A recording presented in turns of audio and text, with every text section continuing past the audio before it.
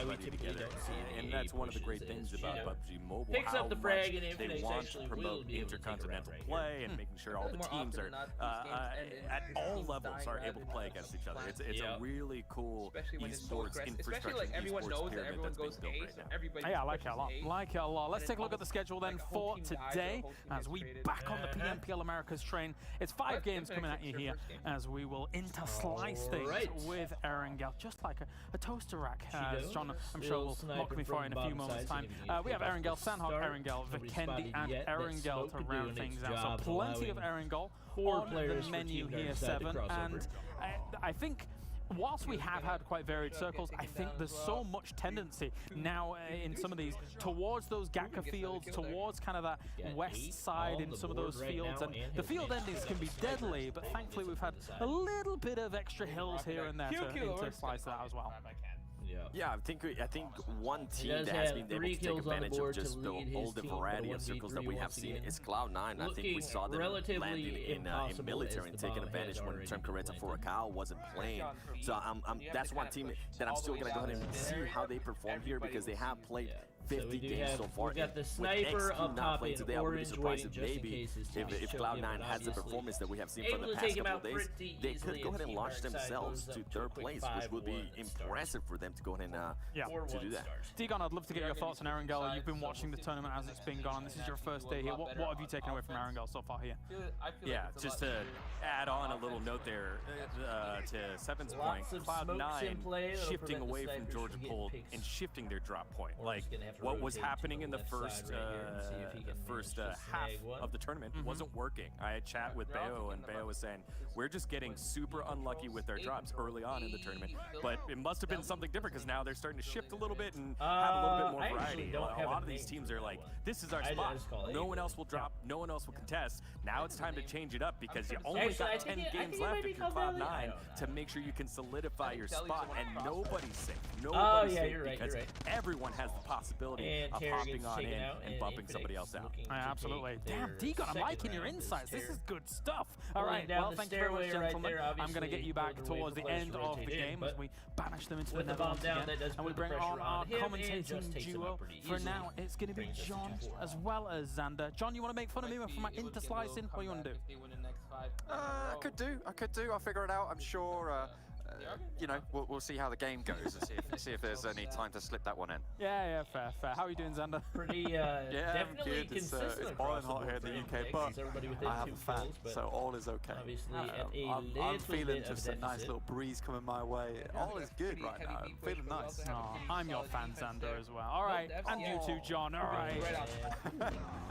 Orange gets the double as he gets the naked alongside the sniper. You two, it's a hit marker with the no-scope right there. That will allow him to clean it up. I'm gone through. What can I say? Only one round Enjoy, boys. away Enjoy. from taking this first game. Thank you. A little game point right now. So yeah, almost. Wow, Raven with 6 kills. Everyone else with triples. Yeah.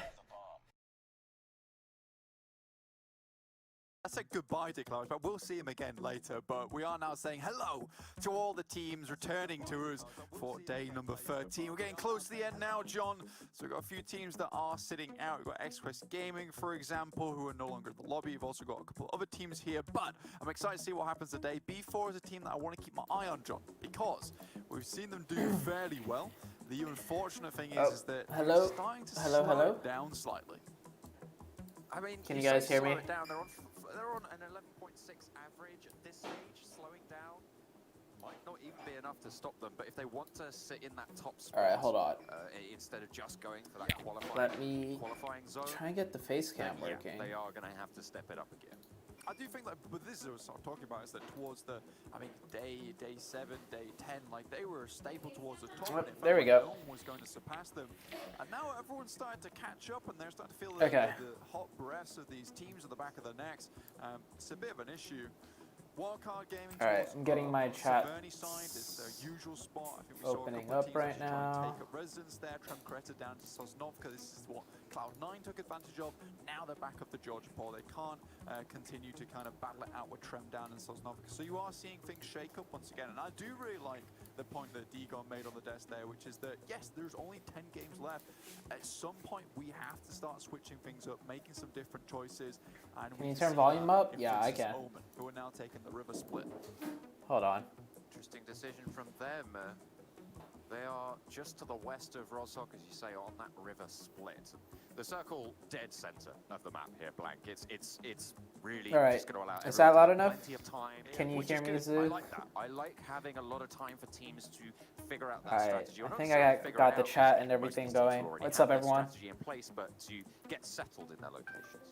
Yeah, and it gives them a lot of time to really think about. Am I playing or not? We played. I played today. Yes. In the world for them, because I'm sure they know this spot very well too. Considering the fact that pretty much every game from Milta they've had to make a great pilgrimage. I don't think there's been a single game where I saw Omen and went, well, Omen have been there since the beginning, and the circles kind of moved to them. We've seen that with teams like Tempo and Pachinki. They didn't really have to move very often. Alpha 7 towards Yasnaya. But Omen, they seem to be always sprinting, always running. And you feel bad at some point. But here, it feels like finally I get to say, Omen haven't had to move too much, and they'll still be in the circle. That remains to be Who seen. came up with your split boost strat? We just came up together as a team. Green screen needs adjustment. Want to play it safe. Try and get those placement points. Oh, what's wrong with the Five Masters green screen?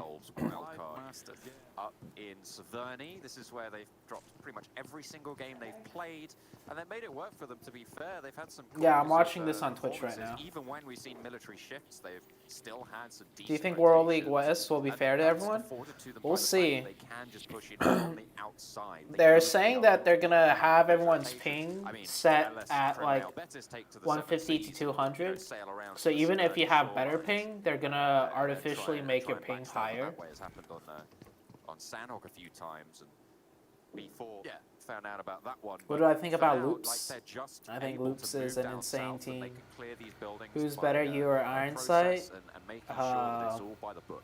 I would say Exactly. probably I me, think since that's- Ironsight hasn't played comp in a really long Protections time. From this point onwards, they're already at the coast. They can guarantee that there is no team behind them.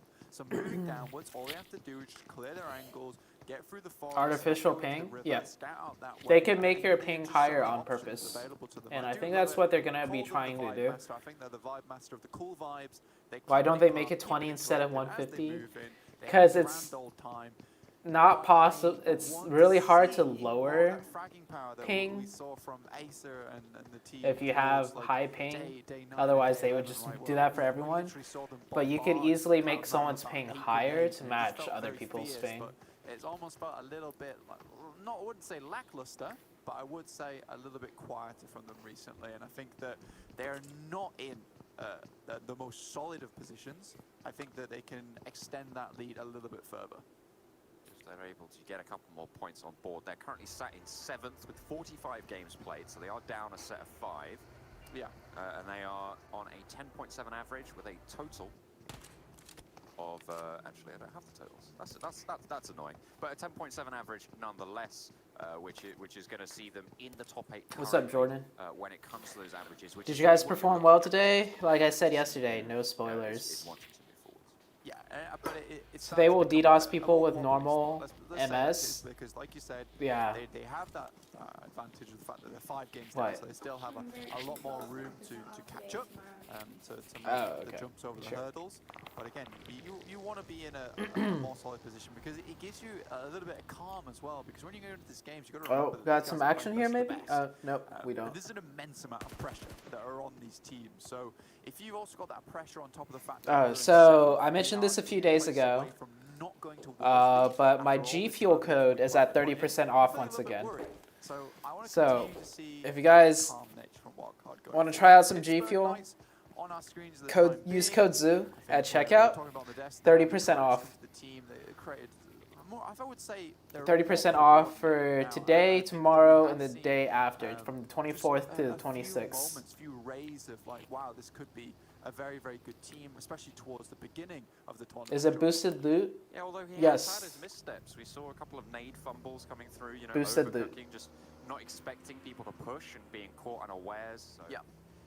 it's perhaps, you know, he's not quite fully integrated with the team just yet. It's difficult to. There are some crazy a fights player into your roster, especially in player these like games. Carnage, who is an I don't know how they incredibly happened, but we saw them in the kill feed.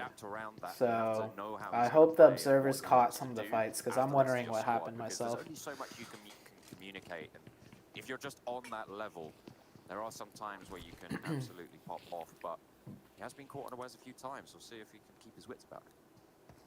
Cloud9 still over in hospital. So they allow Team Solid to be 3-man team once again. Yeah, I think you can only be a 3-man team once. I think that's like an ESL rule. Which headphones do I use? Is G Fuel's trigger free? Yes, it is. So G Fuel,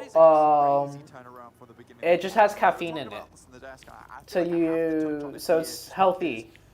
It's definitely healthier than some of the sugary energy drinks. I don't want to say cruised, but it does. PUBGM gave me permission to viewer party. Suddenly a shift into 5th gear, and now things are getting very, very dangerous when you come near them. We've got Transkarata trying across the bridge versus Grunto.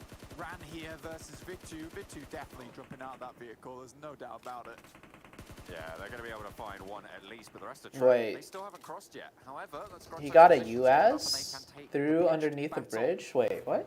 See if they're able to get across, or if they're going to think better of it. I think How did he... Look at that. They are just sending away. They're going to figure out something else. Maybe even go all the way to the West Bridge. Oh, the East Bridge, sorry. How did he do that? I mean, West Bridge, I don't know you could drive a US underneath the... Okay, we'll go back. Hey, Diego, thank you for the cheers. We'll go back and see how you did that. On the western side, you've got the gas station, you've got the light. You can? You could drive all vehicles underneath the railing? So every single position not only affords you great okay. sightlines on the players crossing, but also affords you the key thing. I honestly did not know that. Speaking about sightlines, Tribe are going to be flanking onto Mazek. G Fuel makes you pee a lot. A fight with tempo, and look at this. This is the aggression that we talk about Tribe for. They are pushing straight up onto it. They smell it in the water, and they know that they can't push over this ridge line. This team's in such a bad spot. Well. This is the perfect fight for them. Nades should be flying over here, but for now, Tribe aren't quite landing them. There they come in. Memo able to knock 2, and now just Gamma left. As King A, he's going to clean a few up. Gamma tries to pop over the top, but he gives his position away. Seagut flanks around the outside, and he's trapped him in the marshmallow smoke. We'll be able to flush it down, and Mazexus get eliminated by Tribe. And this is instant, and this is a complete change. This is what I like to see, is they took that fight, they found 3 players, and now they're going to retreat. They don't need to press the advantage here, or press the situation. They can leave, regroup, and reevaluate. 3 kills right there. So much. This is so very different to what we saw yesterday from this team, where it felt like they had a the railing at the end of the bridge doesn't really exist. It's just there to see. Oh, okay. This time, they've retreated, and they're reconsidering the situation, which I love to see so much. Sure, they have a good Yo, Zeus, they can't hear you, bro. Try turning up your volume, because my mic is not muted. Seagull with the Tommy gun again? I think Seagull just likes using the Tommy gun. Spot there, and they were caught at the front by Tempo Storm, who were pinning them down, but now Tempo. Oh, here it comes. Found Pittsburgh Knights. Carnage has his nade out. But this is okay. Let's see what happens here. They're flying both ways. I know what happened, but I don't know how it happened. I don't think they want too much to do with this fight. Certainly not this early on. Side of the hill. Chat, who do you think wins these? Here, though, Blank. I mean, the tempo, mainstream of pub is louder than me? Okay, let me turn down the mainstream a little bit. Well, they don't know Omen, but they know Wildcard for sure is going to come down this way. So this is the hill they have to protect from, because at most they're going to have to deal with Pittsburgh Knights only because they loot in Gatka. Oh no, J7 able to take down Rain on Tempo. Rain goes down, Spec goes down, 4v2. 4v2 for PK. Still in hand as 2 of them get knocked. H is on the warpath now. And oh, wow, that was so fast. Pushes in again with the Microzi, looking for that reload. It was a 4v2? Tempo Storm come back. The duo, Tensor and H, these guys are nuts, Black. Absolutely. That happened so fast. And yep, C9 coming for the third party right now. I think if he just had some discipline on the reload, maybe that would have worked out better. But Cloud9 coming in for the third party. I still don't know what happened. That happened so quickly. Oh dear, Cloud9 bringing the thunder to the storm, unfortunately, as they're trying to send away in the UAS, but too little too late, unfortunately. Tempo Storm eliminated. Perfectly executed from Cloud9. That third party, though. Ace1 versus Alpha 7 towards the bottom of the coast. Ace1, they're definitely the coast travelers. Hey, Real Hard. Other than here. You did not get notified? As fast as possible. I've never seen someone drive so fast in a vehicle before. That was lightning. Oh, he's got the orb. Not quite able to land the shot there. Tech, pops it on 2 wheels, but solidifies it back onto 4. Alpha 7 though, they rotate into B4 and Lukitas goes down. Oh, here's wildcard. Now remaining blank for Alpha 7. They're having one hell of a time. What is going on here? Feels like everyone thinks this coast side is the place to be right now. They saw the loot drop go over this side, so they're maybe presuming that the circle's going to come over here very shortly too. But we'll get the next circle. We'll see if all these teams are correct. You got Slicky here, Ace1 there. Slicky going down. Our Aces are having to pick up the pieces. Oh, he's going to trade it. Paralyzed does fall, but there's still the oversight, and Spring is going to get knocked as well. Oh, wow. Wildcard. Just roll up and die. There's Fear wiped by Ace1, and okay, they're starting off well. 4 kills found. Hapjar there, just excellent from him to make it happen. Here's a shift down to the coast. Ooh, that's still got that nasty little compound on the southern side. Though the Lukes are able to hold it. We'll see if they go there again, or if they just consider maybe we should just hold on the north side. But wow, that is pretty gross for a circle 3. And that really is the battle of the coast. This is such a absolutely. fuck circle. The shoreline, uncharacteristically, but they are all the way northeast, just to the southeast of school. Cold2 pushing in from the north. Wildcard throwing. They won't make top 8.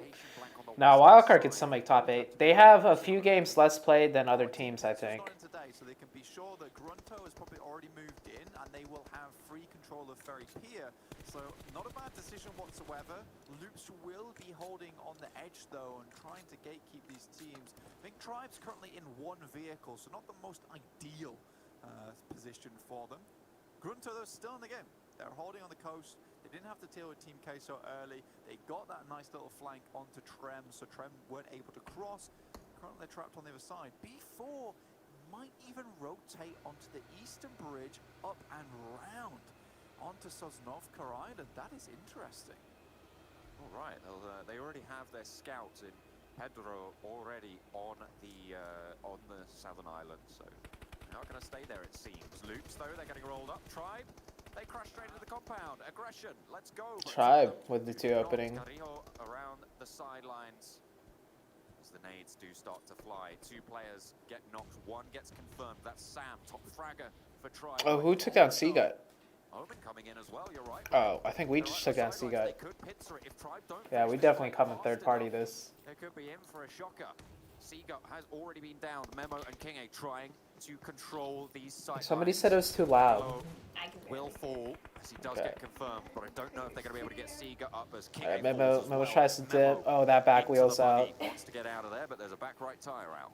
Yeah, Omen, they were considering whether just leaving this, but they saw a couple of players down. They're like, this is 3 points for us. There's Loops members on the floor. I saw Memo trying to leave, and I'm like, Memo's just one's leaving. And this has not worked out well, but pretty much trying what Omen's battering ram.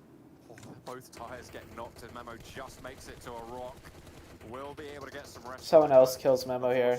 Grunto kills Memo. Do Omen roll this down? Okay, they get spotted. Oh, Q takes him out.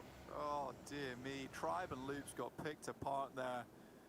And you know, Tribe, the idea behind that push is absolutely fine because someone gifted you? Yeah, on yesterday, Gorilla Gaming dropped a lot of gifted subs. And Omen just get the drop on them, so really so you gotta hit those? Dude, the freaking circles, man. They probably don't know we're in a position to third party. Darden, though, still alive. Cloud9 moving their way into circles. They've still got 4 members. Ace1, though, they still control the coastal side, but they will have to come out of this area. And for B4, things shift away from them. The gamble does not pay off. They can still, Ace1 can still hold that cliff face. Oh, wow. I mean, they can just move out to the west and still try and stay on that headland. That forest dip. I spotted a car there, and right when I turn around, that car leaves.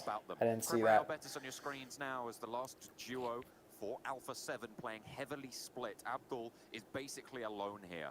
Mid-Tech is all the way out to the west between Cloud9 and Cool2.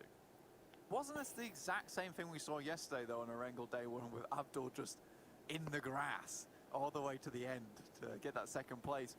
I would imagine that Ace1 would see B4, considering we saw Mixera actually launch it off the side of the cliff in a vehicle. That's pretty hard. Let's go call to BGBG. On my screen, Cromreal Bettis. This game weird. Here, also hiding from his own teammates.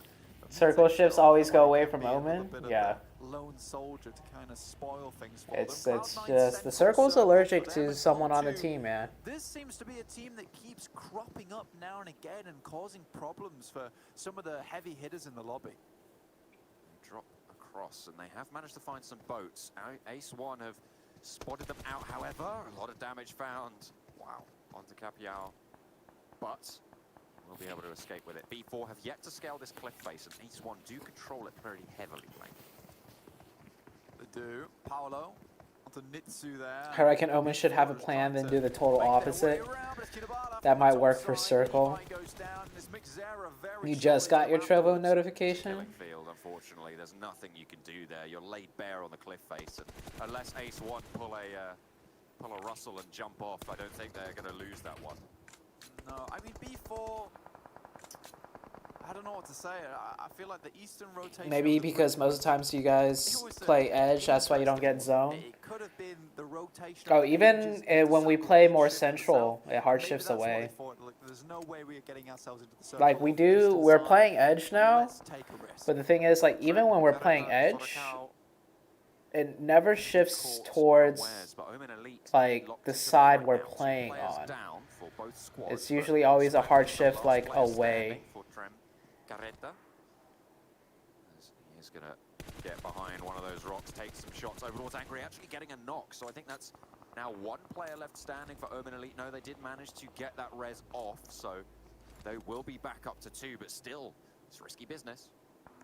Bogan's very smart. I mean, this is the guy that was playing extremely well on Trem Caretta Facao, and now... Dude, I was like 1 second away. Less than a second from getting that first aid off. Try and pick him up, and Omen still have all 4 members. Juice is going to have to be on medical support for all these players. Zute gets finished off by the play zone. As Omen Elite now down to 3 players, they'll be able to get the reses off, and next circle will come in. It will dictate where they have to shift. It's going to go pretty central here. Ace1 will have to leave and actually push towards Team Solid. The question is, do they stick on the cliff face, or do they try and cross some open ground to get some more cover? Grunto are right across the way, and they'll be competing for a similar spot. Hold on, I got a notification. Yo, BRK, thank you for the Twitch sub. Thank you for the Twitch sub.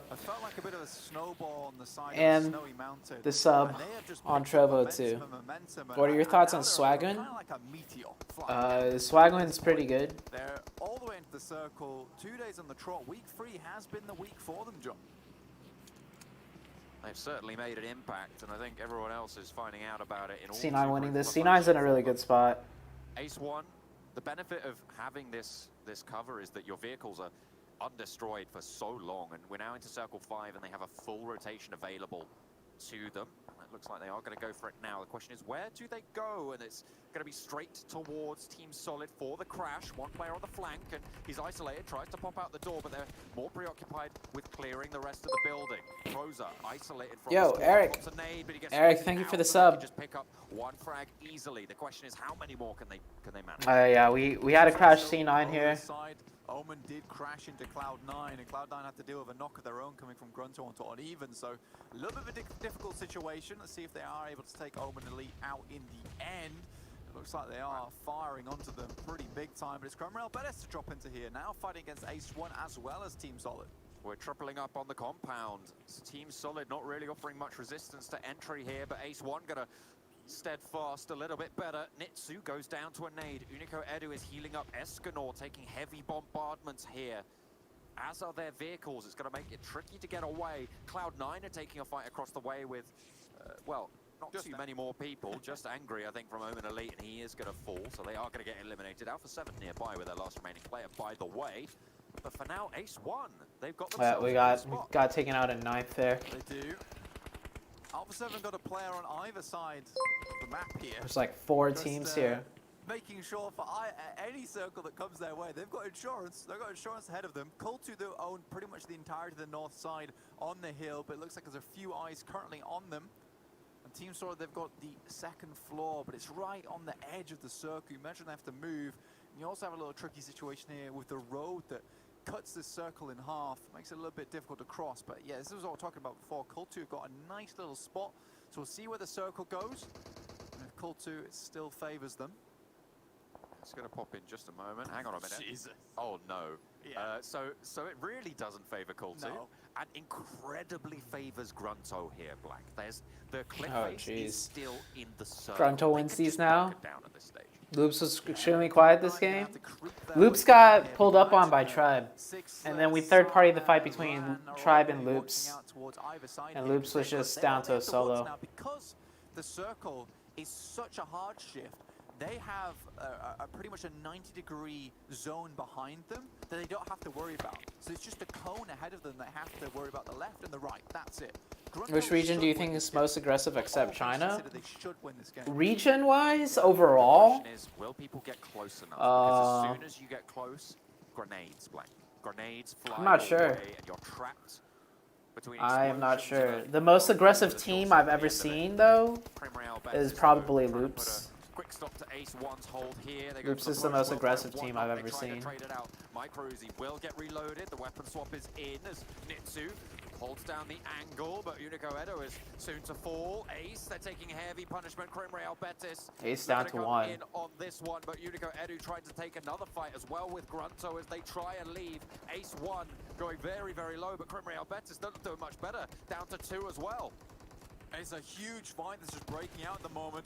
Ace 1, they've got a Oh player my on gosh. the stairs there, just trying to provide support. Paralyzed, he's versus 2. Wants to go for the kill point, but Escanor makes his way Oh in. my Does gosh. not have time to res his buddy, I'm telling you that now. They're going to have to get towards the next zone, and this is where Grunto can start to control the ground. Cloud9, they are still going, all 4 of them still alive. They are up to 7 kills now, Black, and actually they pinched only 2 of that, 827 damage at this stage. We'll see if they're able to survive into Grunto's killing field. Moving up towards the smoke train here. Nades thrown out here, just trying to find a couple of knocks. Soften up the teams on that side of the map. Pyra's taking shots from Grunto once again. It's Sixless there with the DP. And now Cult 2, they've about made their way down, but they're heavily limited on utils.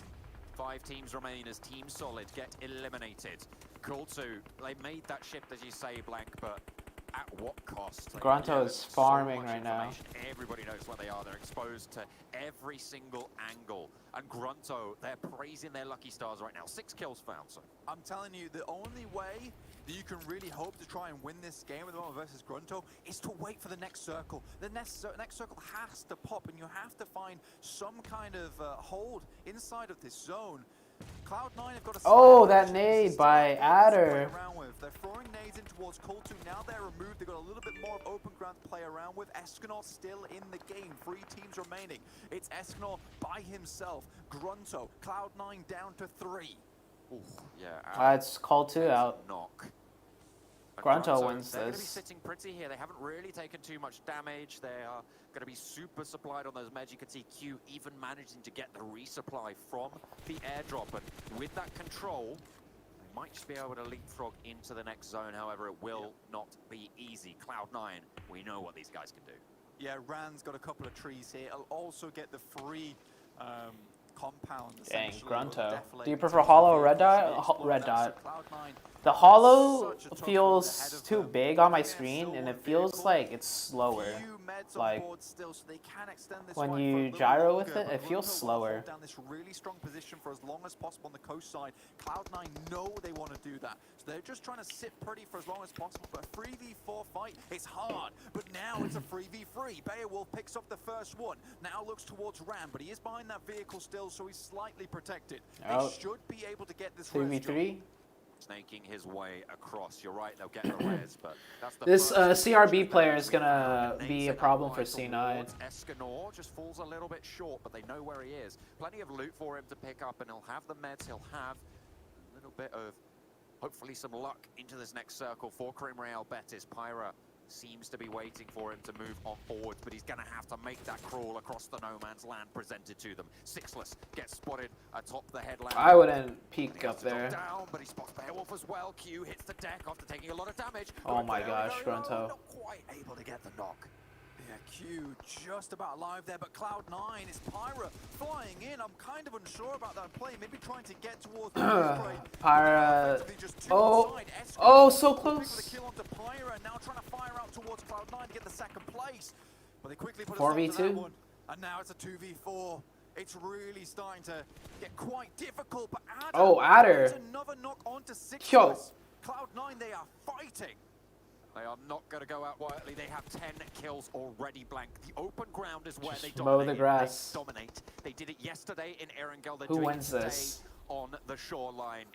Even when the zone. Oh my gosh, Sana going for that revive. Tooth and nail. Finally, a little bit of respite for them, and Grunto will have to leave the small amounts of compounds they've created for themselves. Beowulf has moved up. You can see how low all the players on Grunto currently are. The smokes are in full effect, trying to change the field. But yo, Beo. Once again, Beowulf, he must have knocked this man about 5 times. Why would oh my gosh. Tickles a couple more shots his way as well. Make sure that the time pressure is on for Q, and I don't know if they're going to be able to get this res. He's making his way forwards using the. Oh, that's a nade.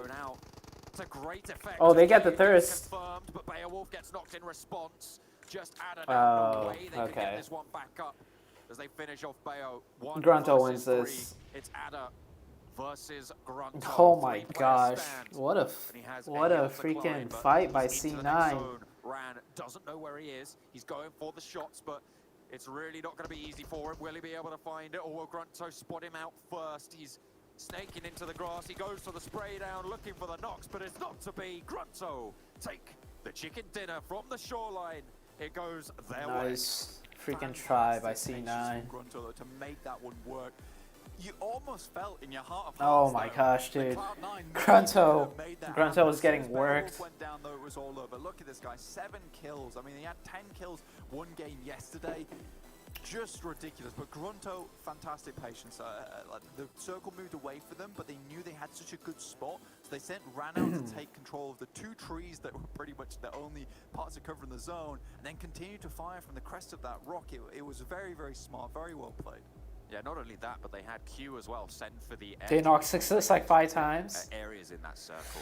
Paris should have made that play. Really paid out well. Yeah. It looked a little bit ropey when they had 2 people. I made the same mistake in game. You grab the vehicle, trying to use it for cover. But late game, a lot of times you just prone in.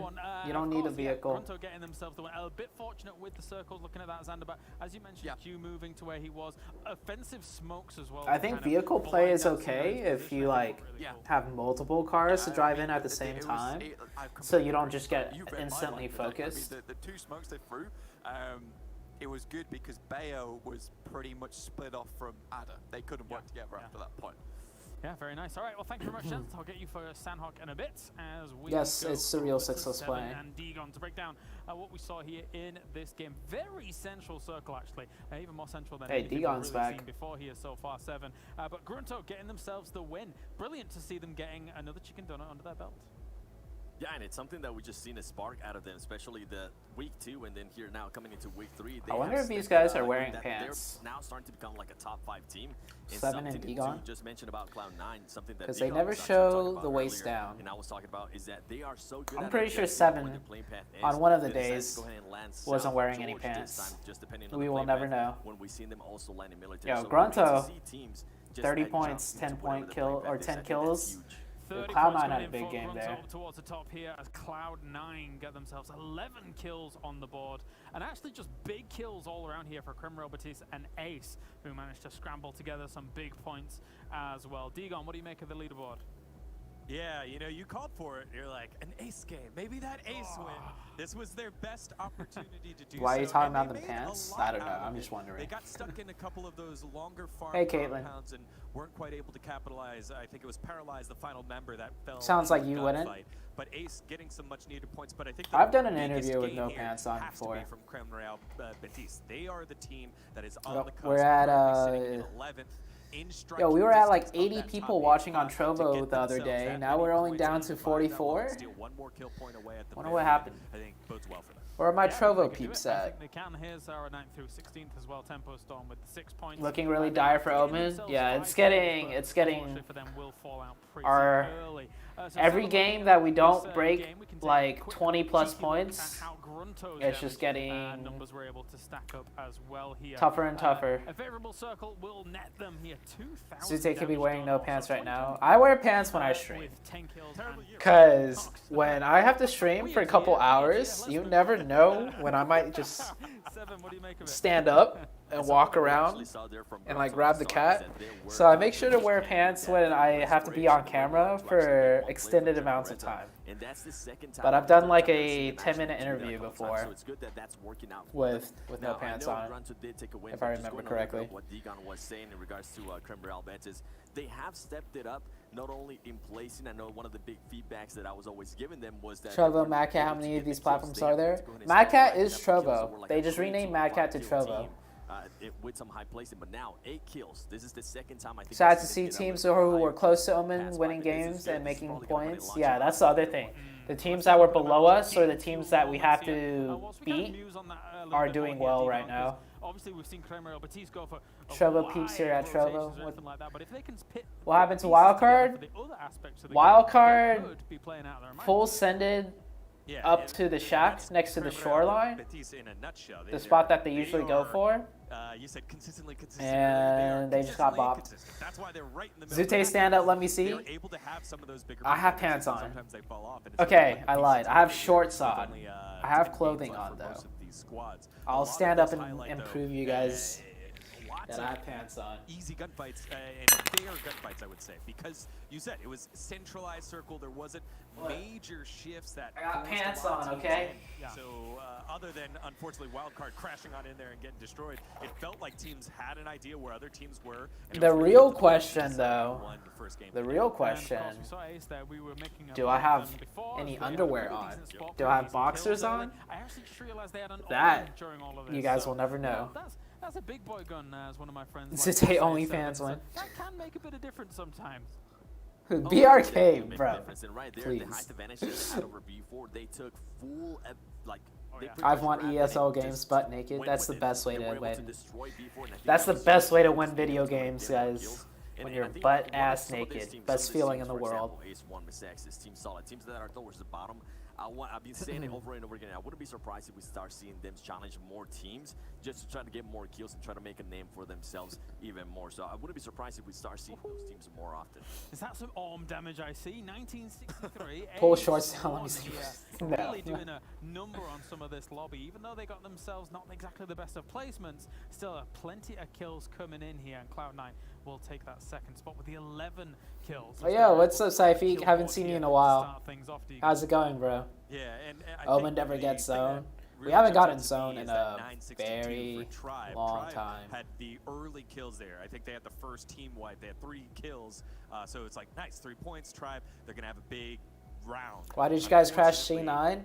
Because if we don't crash C9, we have to drive past C9. And there's like, the only thing that's open is just the field, right? And the zone beforehand, C9's building was in circle, meaning if we drive in front of C9 and try and build in the open, C9 just gets to shoot at us from the building. Cole, who was on top of the mountain that previous circle, will be able to shoot at us. Grunto at the shoreline would be able to shoot at us.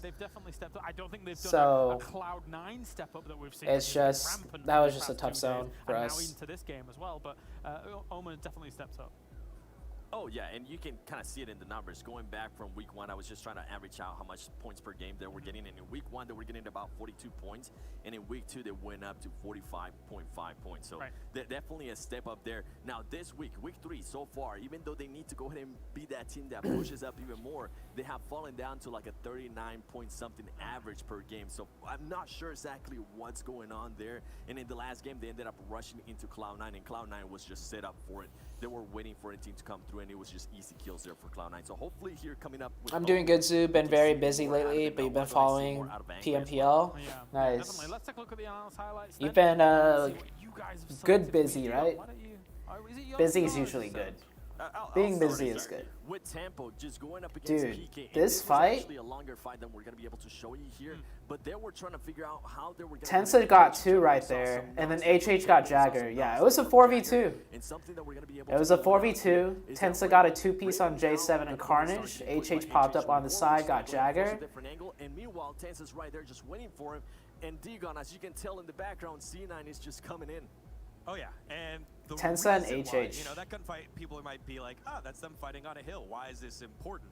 The importance is in the standings of these two teams. Pittsburgh Knights currently sitting in that final 8th place spot, 46 games played, as well as Tempo Storm, 46 games played, but Tempo in a much better form. So that was such a maybe you guys should start playing center zone instead of edges. Cloud9, as they do, That's what we doing, or that's what we were doing. We played more center, but that had its own issues when the circles shift off us. And now we're like playing more edge, and it's just hard shifts off every single time, man. Like the direction the hard shift goes to, it's like the opposite of us every time almost. Throughout the history of that organization. I think there's 2 cool things that I liked whilst we take a look at the overall rankings as well. Yeah, the trick is to get to the center of like the 4th or 5th zone. Because they sort of knew that fight was going on because of the but and then Ada blocking. If it's a hard shift away from you, 4th or 5th circle, you can't get to the center because a team will be there already. Onto it, and then actually shoot. So you could either just sit center, like 2nd or 3rd circle, and just hope to get blessed. But that means you're not playing center of 2nd or 3rd circle. Or wait, you could be center of 2nd circle, and you just have to get super blessed on the hard shifts. I don't know, man. It's just these circles just heavily favor some teams sometimes. Like we've gotten blessed sometimes, right? We've won like the military circle games. Those are nice circles for us. So close, honestly, between all these teams on who's gonna make it in top 8. That there's so many good storylines to go along with. And Grunto, you gotta go ahead and give Grunto some props there because now that's their 3rd chicken dinner, and that's actually gonna go ahead and push them up on the leaderboard. Yeah, I feel like maybe for that last world spot, Digon, when you're looking in 8th place, I feel like Omen Elite, I'm telling you, it's the total opposite of what you guys planned. Really kind of we should just do a 2-2 split across the map. 2 on the east, 2 on the west. Yeah, and one of the there's no way we don't get circled that way. Giving some props to Ace, giving props to Grunto to getting a win, but you got to take a look at Instagram teams story? that end up dropping some big points here. The bottom half of this first round is most of the top half of the leaderboard. You got Pittsburgh Knights, Tempo Storm, Wildcard, Tribe, B4. Hey guys, viewer reporting PMPL right now. Catch me on the stream. What else did I mention? So, as much as we have to look at the watch me on Trovo, watch me on Twitch, watch me on YouTube. See you guys, PMPL America is going on right now. And we are heading over there. 7, when we've looked at how the circles have panned out. That will go up on my Instagram. Deal with the northwest circle. If you're on that southwest island, it seems very important that you're going to be able to get over there. And there's a lot of teams that are dropping along that river and trying to move up from the south. Do you guys see overall rankings after each match? Yeah, we do get to see the overall rankings. We usually do. So there's a private Discord for just the PMPL players. we play these games like we played these games like 6 hours ago, right? So after each game, they will post the results in the private PMPL Discord for teams to check scores. A couple days back when we saw them rotate north in a boat and then again south in a boat. So those are the kind of teams that have been taken full Just drop next to wildcard and follow them. Just what the circle gives them. I mean, I'm going to be honest, Degon. I think that Creme Real Betis is going to keep on with it. Unless we see like an east circle or something like that, they're going to keep rotating. Yeah, if we follow wildcard, they're going to get the craziest circle shifts away from them. It is giving them some leeway when it comes to rotation. Can you confirm finals starting in 15 days? Do you know? Yeah, I think two The teams that I remember World from League. scrims that used to rotate off boats were Grunto and Do you know when on July? Lazarus, who's not playing today. So Grunto may, you know, we to me, when I think second week of Sandhawk, July. I think So yeah, that another is about in chapter 15 fantastic days. rivalry of Loops and Tribe just fighting it out over at boot camp and seeing who's gonna win in that spot. Like that is Juicy so drops fun to Yas, me that Engie both drops those teams have Novo, backed Nico down. drops And Storage for Pulls, Zute context, drops in this Pachinki, specific and all you have to matchup, do is although 1v4 Tribe went easy. up very early, they did get 5 kills, so their guns Who's the are coach lit. of Let's Loops? see I how don't they know. play out in map number 2. That can be important as well. Let's take a look. Yikes, at bro. the Good luck rewards on your coming in final and day because y'all see need what 5 you can wins. get Yeah, we yourself need. when it comes It's to getting watching in close. PUBG Mobile itself. You can also join us on Twitch. You can join us on YouTube as well. We but still if got you're 4 watching games in-game, right now, you can though. get yourself Maybe we catch some 3 wins right here. goodies. 7 have I teased you any time recently? Do you know every team's drop spot in their rotations? We know every team's drop spot. Their rotations, we have a pretty decent idea. While you're at it, you can actually go ahead and vote for me on the ultimate team selection. The 7 Worlds game in North America. Plug, plug, plug. Don't do that. Yeah. Actually, none. Wait. How are they going to work with the server in World No, I League? say don't do it. Everybody's So what I've heard absolutely for gonna do World it. League is what they're going to do is Damn it. Damn. they're going to Alright, make well, the thank you ping very much, of guys. certain I'm players gonna get you back for higher. Sandhawk when we talk about that So match. like, let's say We are gonna bring on our at worst, a commentators. player's The ping commentators is like for 200, this next game. right? It's John. It's So some Sandhawk. players obviously Sandhawk's are already closer ready. to the Wow. server and will have like 50 ping, 60 ping. They're going to use a thing that makes that player that has 50, 60 ping up to 200 ping also. So that way everyone's playing on like roughly the same ping, like 150 to 200. Quite sad. Clarence just leaves. He's gone. He's scarpered, mate. I know. Didn't even ask us. So they're going to try and make it more fair by increasing the ping of certain players up to the worst ping of some players. What we English people do is that when there's any kind of heat, that's kind of the only thing that we can complain about. It's the only thing that's on our mind. Who's the best IGL that I know of in rotations? I think there's 2 types of rotations, right? There's like the teams that could rotate in the center of the map constantly and do it with, you know, staying safe, which is like, you know, kind of more like tempo, how they play. And then there's the teams that rotate on the edge constantly that do well. Like Loops does kind of both. Loops is actually really good at rotating. Like they fight a lot of the times their way into zones. Tempo's there.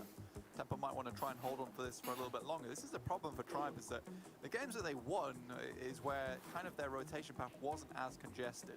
I think they didn't. I think that they had S-West Gaming to do S-West Gaming. Which game? This is the second game. Rotation to the Northwest Island. Tempo went in. Omen kind of went off Hey, the, Suri straight Hypers. onto the Northwest Island as well. So they just made their way up into Painan completely uncontested. So this time they've got a bit more of a, I would say. Do you think ping affects how high level quality the gameplay is? How much does it affect gunfights? It definitely affects gunfights. Basically at like 150 to 200 ping, your shots register close to 1 second late. All your like, when you lean and scope in, your lean is like close to like a second late at around 200-ish ping.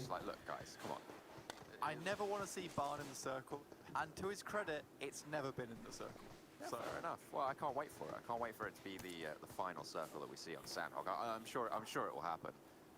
Why do we see West Zones in Sandhawk almost every time? Northwest Island confirmed now to be the biggest island in Sandhawk, apparently. Yeah, circles on Sandhawk prefer the northwest or the north or the southeast. The circle like just never goes southwest. The size of that unit is absolutely incredible. Loops in boot camp, get the pick of the litter. Cremereal Betis over in Kampong. Did that guy say the size of that unit is absolutely incredible? What were they talking about? On a similar rotation before. Why not do it again? I want to see my pirate lads getting there. I mean, look at this. The guy's even got a shark backpack. He's even got a shark backpack. He's got his swimmies on as well. They're basically telling us, yes, we will be getting in the boats this game. So I don't even have to worry about that. We'll check back in with them later. On our screen right now, We popped off in map 1? Not really. We only got like 9 points in the first game. Wondering why things aren't really happening too much at the moment, even though this is such an aggressive map. It's interesting that C9 plays with Adder with his ping. I think Adder's ping is like not too bad. There's so much area available to you. You don't really have to fight right now. You can play. And Perk has school. Perk is busy with school. Set yourself up for success in those. Can you replace me for my scrims? I don't think so. As well as necessary. I mean, there is a place for hot dropping blank. Pretty busy not really when you come to these days. At this stage, you know, you want to be making sure you're isolating an area of the map. And I feel like the circle's so different than classics. If you go down early, yeah, I think these PMPL circles, like the way it shifts, I feel like it shifts harder than regular custom rims. You're more than likely going to be picking up those kills anyway. And if you guys are home, you want a hot drop, you want to go into boot camp, you want to fight off against the world, go for it. But if you want to play for that esports consistency, take my advice. Otherwise, it will get all lumpy and separated. It's not great, no. No. Not good at all. It's kind of like a aioli. It's like consistent for about the first couple of games and then it splits. I've been doing some cooking recently. I don't know if you can tell. Yeah. Perfectly good lockdown hobby. It's you know, it's perfectly good. I've been learning a bit of chess, but you know, everyone has their little hobby that they're getting involved with. But these teams, they've been so focused on grinding these out, and we're getting to the closing stages of this tournament now, Blank. We are. It shows because they're so familiar with these rotations. Zoo, is 180 ping good for me? 180 is playable. You'll just be like, one to two of your bullets might not register as fast as someone else. In a row in terms of points rankings, and they're looking to do that again today and set a bit of a record. Well, yeah, see if they were able to get the triple. What we want to see. Oh, sixes for the VSS. That's what I like to see. Yeah, we absolutely love it. The six is going to get this long range knock. Do you know where the VSS names come from? I feel like I should do, but I forgot. It's very sixless. Very. VSS, very sixless. Oh dear. There's excess. Oh. They're taking a fight, and actually, to their credit, they managed to get a knock. They will be able to get the flush as well onto Rand. Grunto, they have a little bit of resistance atop the mountain. Sana trying to turn around and trying to get a different fight in spots. Out Emraz, but he's going to flank out further, flank out wider, dips behind the rock as he continues to push forwards. Emraz trying to land these shots, but no one really doing anything more than teasing at this stage. Gamma now started to come. Oh, Q goes down. Taken down on the sideline. Sixes gets one with VSS. Unfortunately, it's now just sixless left standing. Sixes in a 1v4. And he's going to send away down the hill. Yes, sixless did his best. Team on the other hand, weren't able to make that one happen. I'll tell you what VSS stands for now, Blank. It's very solo sixless. Yeah, very solo. Very solo sixless. Very good. Very good. That's actually pretty funny. A lot there. I mean, it felt like team deathmatch was the beginning. I said all this stuff about how the teams A7 and C9. Straight into the cage match. I mean, everyone's got a fight of their own. Cloud9 trying to take one against Alpha 7, who are firmly trapped on this coastline. They've got the deep water behind them and the devil himself, uneven, in front of them. He's going to crest the ridge. Will they spot it out, though? Will they be able to be aware of this? The question is, will Uneven come through first, or will Lukatas know he's there? One guy. Well, you know, Uneven, he's an army unto himself, you know? He's got a lot of Uneven is trapped, but he's got a lot of support, so Uneven's fine. Knight's cage, certainly, in this match. Oh, Loop's fighting PK here. This is quite funny. We saw this in the kill feed, but we had no idea what happened. Watching a cat scare off 4 dogs Just like I think PK's down to 2-man right now. Do cats growl? Cats do not growl. But they hiss, right? Yeah, sure. What's the difference between a hiss and a growl? I think Did you say, how do you play real sweaty more an scrims? exhalation, whereas a growl I've is answered a- you last time on how to play it's a scrims, bro. vibration. You just gotta Go. Sandhot question time with Blank. not panic Absolutely. You've got to answer these and questions. play each game, Did you know, trying to learn as much as you did can. know that That's what cats don't scrims are meow for. at each other? They meow at kittens, and they also meow at humans, which implies that they Try and meow learn at as much as you things can from each that game do not for exhibit what scrims. they deem to be cat-like behavior. It's very interesting. Or intelligent behavior. They just think we're all stupid. Yeah. Oh, little kittens. Yeah, exactly. Cats It's think we're Beowulf. kittens, confirmed. Exactly. So Beowulf here though. Oh, that's much bigger PK. cat than Carnage is one of dead. the small tabbies. He's a bit more dangerous, more like a leopard here. I wish they He could wants to switch control fights side. real quick just to Takes see hiding what's away. happening elsewhere. And even finds that perfect pick onto Gazme. Gazme going down for Oh Alpha my 7. gosh, Isn't she's it? literally Huge 1 pickup HP. for them. Yeah, unfortunately, Alpha 7 though feeling a little bit more crouching tiger than hidden dragon at this stage. They are just hiding away in these corners. It's not the ideal strat in a fight, but they might survive for longer, and that is the name of the game here, Blake. Tempo fighting Tribe. Oh, here's Loops. Now we see where Loops. Tempo have actually already Loops and taken PK. a couple of shots onto Tribe, and you can see it. Tribe continue fighting a through. Tempo Memo right throwing now. Grenades, trying to salvage this fight as much as possible. Tribe currently down to 2. Why are we stuck on Tempo this with fight? 3. And you imagine the fight is Oh my slowly gosh. gonna go the way of Tribe. Tempo, sorry. Well, it certainly seems to be going that way, as you see another knock come through on the kill feeds. Tribe down to 1 player, just Memo standing for them. As the Pittsburgh Knights get eliminated to Loops, Cloud9 are trying to isolate Alpha 7. As they are on 3 players. They can just survive here, Blanca, and that's what we were saying. These teams do not want to fight early, and that's exactly the mantra this that circle. Alpha 7 are charging themselves. But Meatech finally gets an angle, and Pyra Oh, dude. learns all They forgot about Meatech. I think Cloud9 have maybe taken Uh-oh. too Oh, liberties with no. this fight, I won't lie. And this is What? deserved, in my opinion. Oh, goodness me. Seeker gets confirmed as well. Just Memo now for Tribe, as they are going to push Oh, through. Sam gets jeez. confirmed there. And I think if my eyes don't deceive me, Memo has run away. C9 from got this a little fight, too and even over-aggressive. goes down as well, and the tables are turning here a little bit. Yeah, this took so long. Gave so much of opportunity for Trem Caretta for the car. Train is here now, trying to third party. They're taking shots, and if I'm Beowulf, I'm thinking maybe just slip away amongst all the fire, try and pick Adder up. But Meatech doesn't want to let him get away here. Neither team does, in fact. No, I mean, in fact, they're having one of the best runs in this Oh, tournament Loops. so far, Blank, and both of these teams want to see that stop Ooh. as soon as possible. Loops getting a knock Able over there. to do so, but for now, Beowulf will survive. Adder is alive as well, and they're both atop the hill. They should be able to get this res. Pretty. Dang, pretty Bayo decent made it save. out. Yeah, so they will have 2. Cromwell Betis causing problems for B4 once again, not from the water side this time, but in fact, just a full-out brawl. They are camping the bridge side, and I believe that is Levi down. Ace 1 have something to say about this position. B4 getting knocked from both angles. This is a difficult crossing for anyone who wants to make it, and Mixera just sends. They're for so far away from the horizon zone right there. now. Cromwell Betis notably not going for their botation.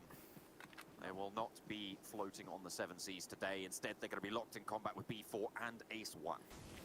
Yeah, I mean, they're kind of baited B4 here. You can cross No matter where B4 go, I know. Chrome Real Betis appear on Sandhol. Yeah. I mean, that's what I'm saying. They baited and they said, oh, you can cross the bridge. No problem here. We're going to be out in the waters. And B4's like, okay, cool. They're like, psych, we are here, in fact. It was all a big room. I will take one thing back from last game that I said, which is about how I want to see B4 be a little louder.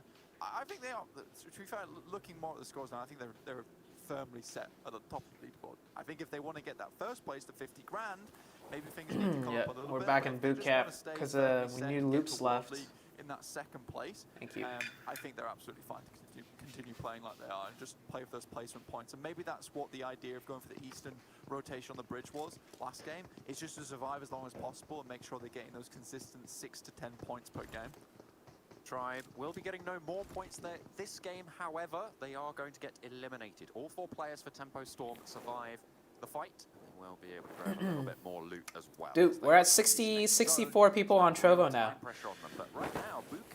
Thank you guys for watching on Trovo. Do players respect Beowulf? Yeah, Beowulf is definitely one of the most respected players. Edge, but Loops, they crossed over to the northwestern island early, and they might Watching Zute is the happiness that I needed in 2020.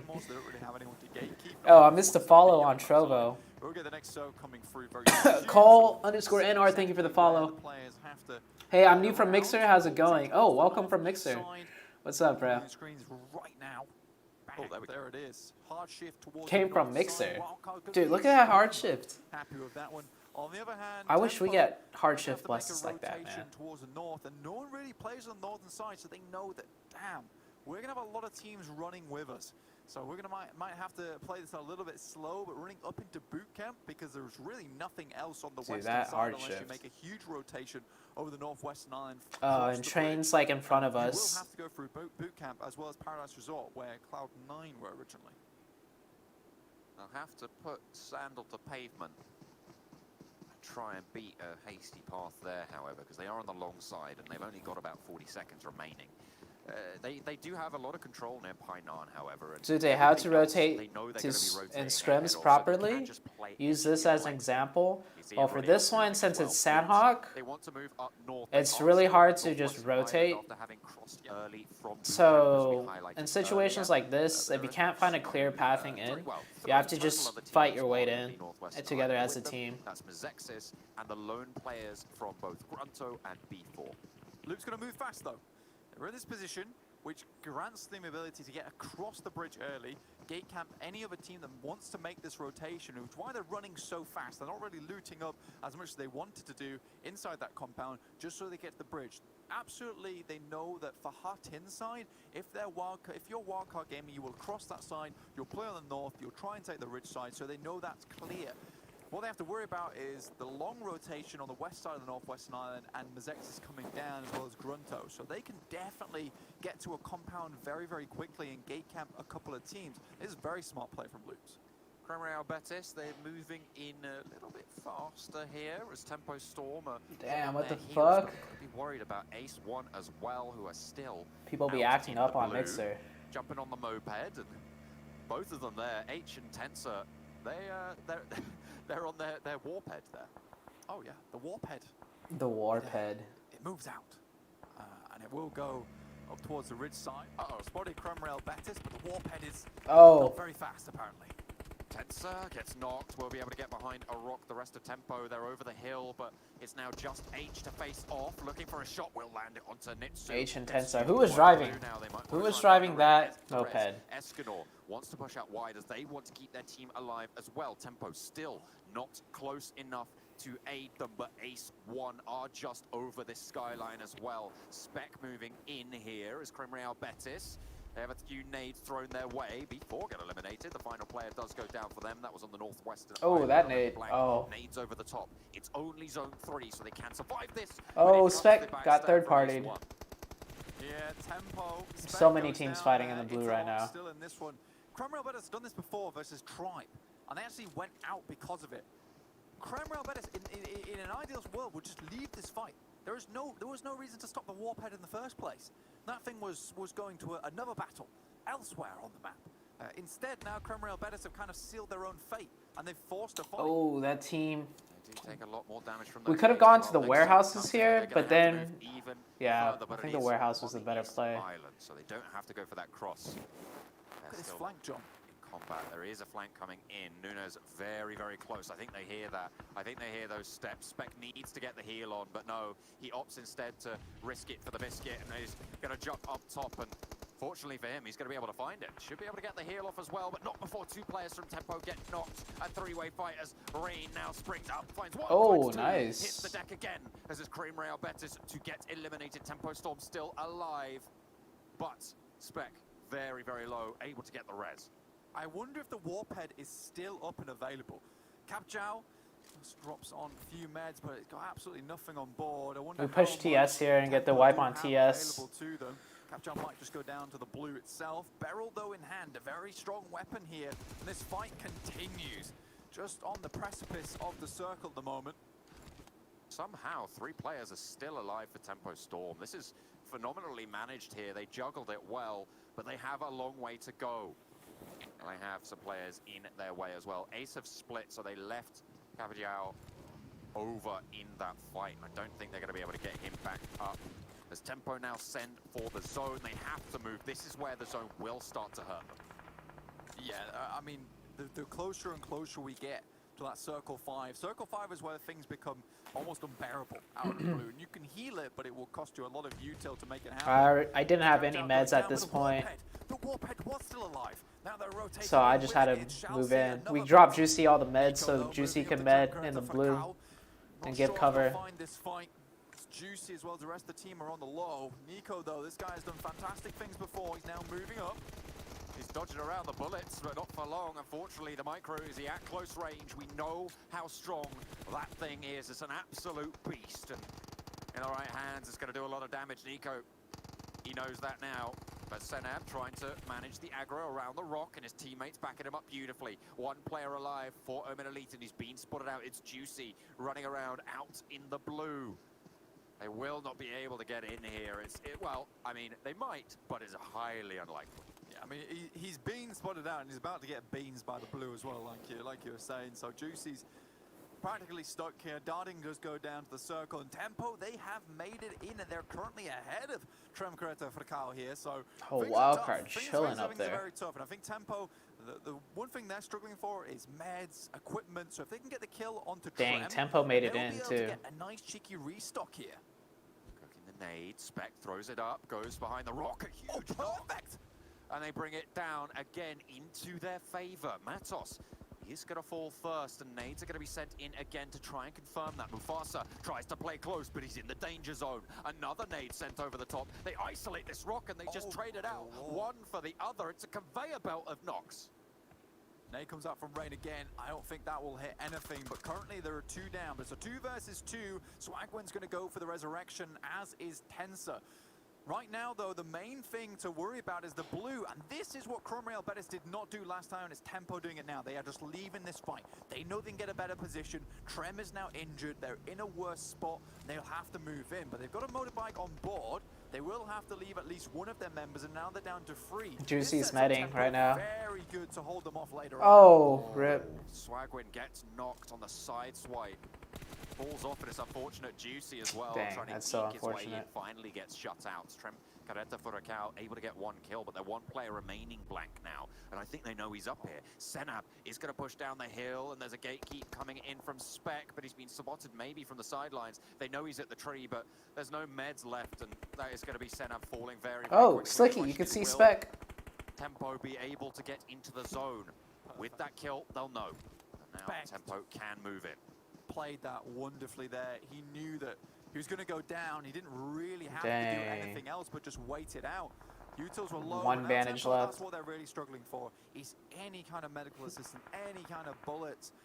That's what the issue is. Wildcard Spring here, the rest of his team are still in this game. Obviously, they had a really nice circle to begin with. Cloud9 just out of remains. Abdullah Mitek, though, that double trouble. Oh, Wildcard fishing with grenades. Got one. Directly on top of them.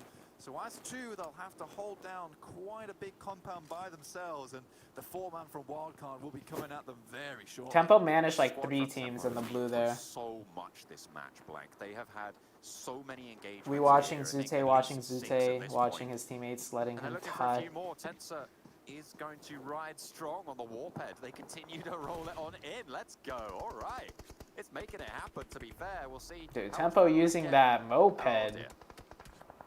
Okay, the Warphead is no more. The horse will never ride again. Unfortunately for them, Spec going down. Yeah. It's going to be Loops eliminated before them, cool. So they do manage to make it all the way to 5th, and they did manage to get 12 kills. That's a huge game from them. I'd be happy with that. Yeah, absolutely. Dang, C9's gaming, bro. Like 19 points to finish that game off with. It's basically the same as getting chicken dinner without any kills, -1 kill in fact. But you take those. Wildcard, however, had a real struggle getting to the circle, and now Abdullah Mitek, that double team there, might just be able to make something happen. Call to We've seen that. I'm pretty sure we've seen this almost exact same circle before.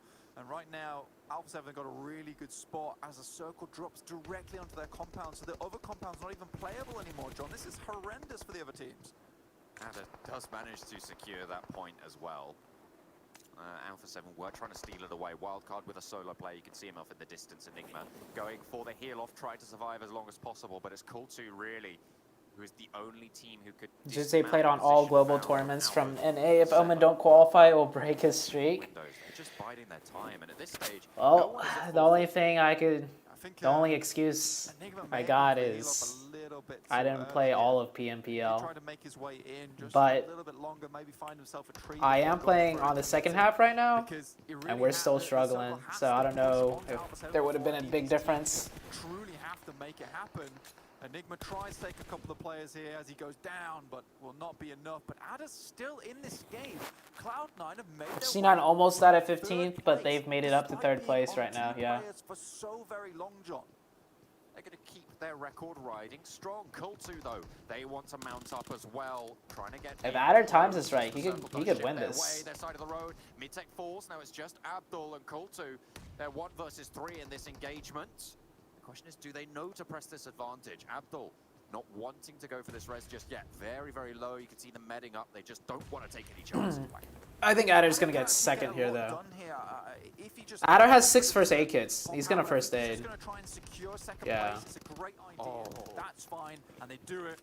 And in flames, down they will go. And now it's just Adder outside in the blue. I wonder if he just goes down to the blue. Doesn't give up any of the kills. Jumps out. He's got a lot to deal with. Yeah, but it's not enough.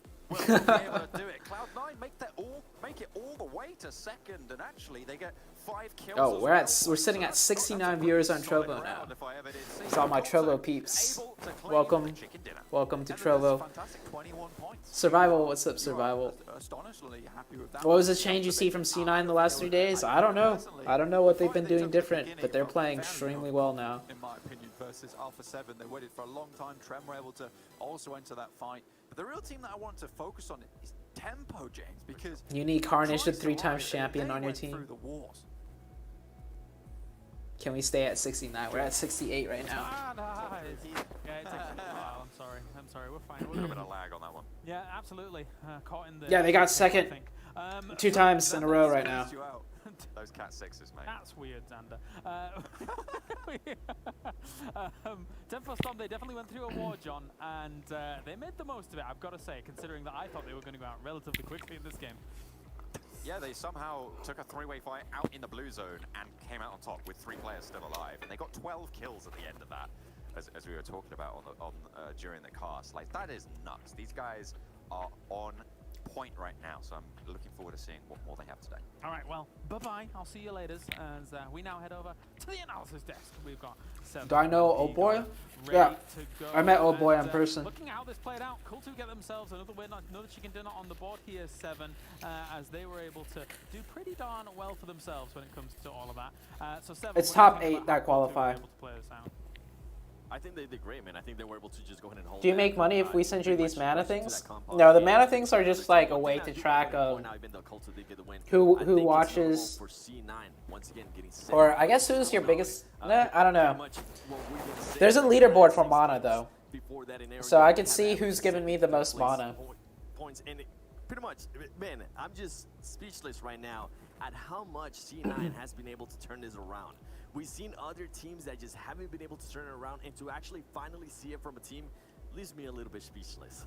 Yeah, I'm not surprised in the slightest. They had a great game before, now a second place once again. What phone do I play on? I play on an iPhone XS Max. Here in this game alongside Cool2, as well as Tempo Storm up towards the top. 25 points here for Cool2, but 19 points each apiece here for Cloud9 as well as Tempo Storm. And Degon, I guess we just kind of have to echo what 7 is saying here, with Cloud9 doing so well, especially in week 4. Why is Degon so behaved now? That camo man is back. That's fine. Don't worry about it. We've got Tempo Storm with that 19 points, as well as Wildcard Gaming here, 15 points. Loops 13 and Alpha 7 13 too. I watch you a lot, as you can tell. Yes. I am. I'm right yes. here. Thank you for the cheers. Or the mana. So the we just little issue, but we're in. So Colt2 getting themselves a victory that I think we're so used to seeing, where they play it a little bit slower and they play smart. Compared to the two other teams that they had there in second and third, Cloud9 had that. That was not a good game for us. A decent amount there in the last half. And Tempo going crazy. Like, we're going to highlight their journey throughout this map to get themselves third place. Yeah, SR9 through 16 as well as Ace won. 8 points for them here, 7, to see how they're able to kind of, just move things forward. So Ace has not had that bad a first game, quite a few kills, etc. and stuff like that, despite the placement not really going their way. Second game, another 8 points on the board here for Ace 1. Good stuff. Yeah, I think Ace is starting to give me vibes of what we saw from them at one point on week 2, where they ended up just challenging a bunch of teams, getting kills, getting placing.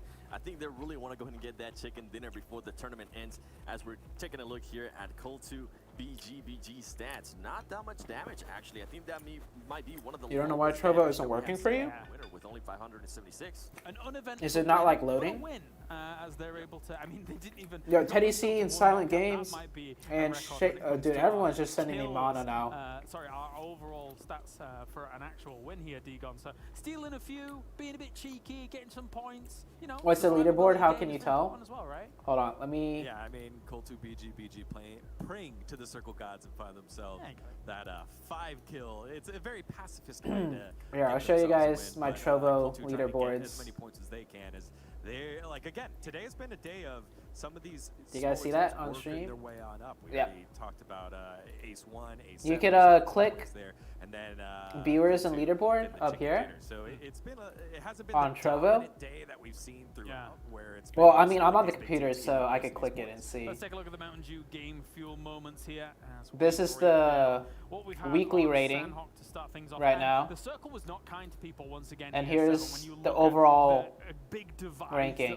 BRK is currently in first. It makes it difficult to, commit to one location, one area. Yeah, and I was pleasantly surprised. Rafe in second, Cameron in third, Teddy here in fourth. They had a perfect Damn, top 3 has so much. Actually ended up with the North City all by themselves, but just pretty much going back a little bit. Yeah, but the way you get these mana is just by watching anybody. You can watch anybody on Trovo and you get mana. That are trying to fight for that 8 spot, so hopefully they're able to take advantage. I know so far that we've seen, and we're going to be talking about them even more, was Tempo Storm. Tempo Storm being able to recover from something that pretty much seemed disastrous for them. I think they would have ended up dying, but it speaks volume of their skill level, and we're going to be able to break that down here in a little bit. But I want to see teams like Pittsburgh Knights, Omen Elite at one point fighting themselves with Trim Coretta for a cow. That was just, you get mana by just watching. You can only get a certain amount of mana each day. Oh, everyone's okay. Everyone's sending me more mana now. As we mentioned before, they went through the ringer and they are getting themselves. Look at all you guys sending mana here. Damage coming in, but beyond that, I'm sure we'll talk about Tempo later. Degon, you got Cloud9. Everyone's just sending mana. Loops, putting in work, and Trim Coretta for a cow. Your first Trovo account erased itself? Yeah, I think some accounts got deleted when they went from Mad Cat to Trovo. I've seen other people mention that. They were here, they might have punched a person or two, and that was about it, because as we continue you just got kicked from the leaderboard. Not a lot of. Let's check the leaderboard now. Getting themselves a chicken dinner, the first one, 122. That's barely. Here's the weekly leaderboard. Team Solid, another team, as well as B4 and Tribe. These are guys again.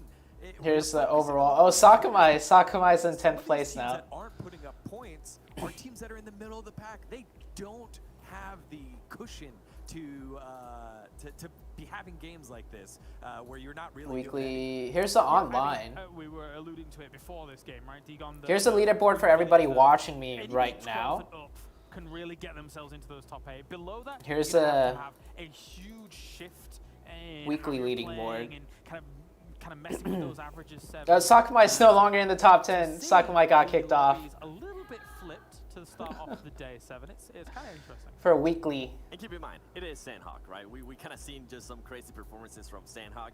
Oh, BRK sending the elixirs. BRK by far has the most elixirs sent to me. So elixir is like biddies on Twitch. You have to pay for the elixirs, and I get some money from that.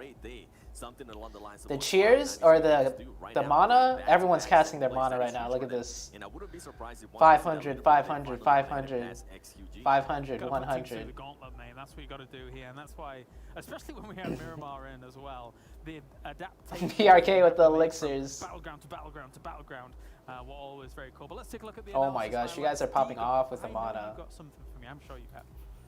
Yeah, I think this was a great example. Oh no, I dropped my of how chopsticks. champions are defined here in terms Dropped of it on the floor and there's sauce on the I chopsticks. know that we talk about the big three all the time, but there's a reason why you talk about the best teams, because they constantly make plays to get themselves in the top. And it's not always the biggest frags, it's also how you adjust. Here, Rip Tempo's chopsticks. getting forced Yes. out of the circle. Alright, I'm gonna go wash the chopsticks Phase 3. and then Not a let's ton see of who's in the damage. top 10 for the Big weekly mistake with the leaderboard. crash there by Tempo. They get themselves caught. Eggshakes 2-4 Tensa way caught off. Rain nowhere near them. Spec Alright, I'm nowhere gonna near be them. right They gotta back. go back. They're stuck between Creme Real Betis and I believe Yeah, later on, I might be able to trade the mana for things. Like streamers could trade the mana for things. I don't know. We'll see what Trovo does.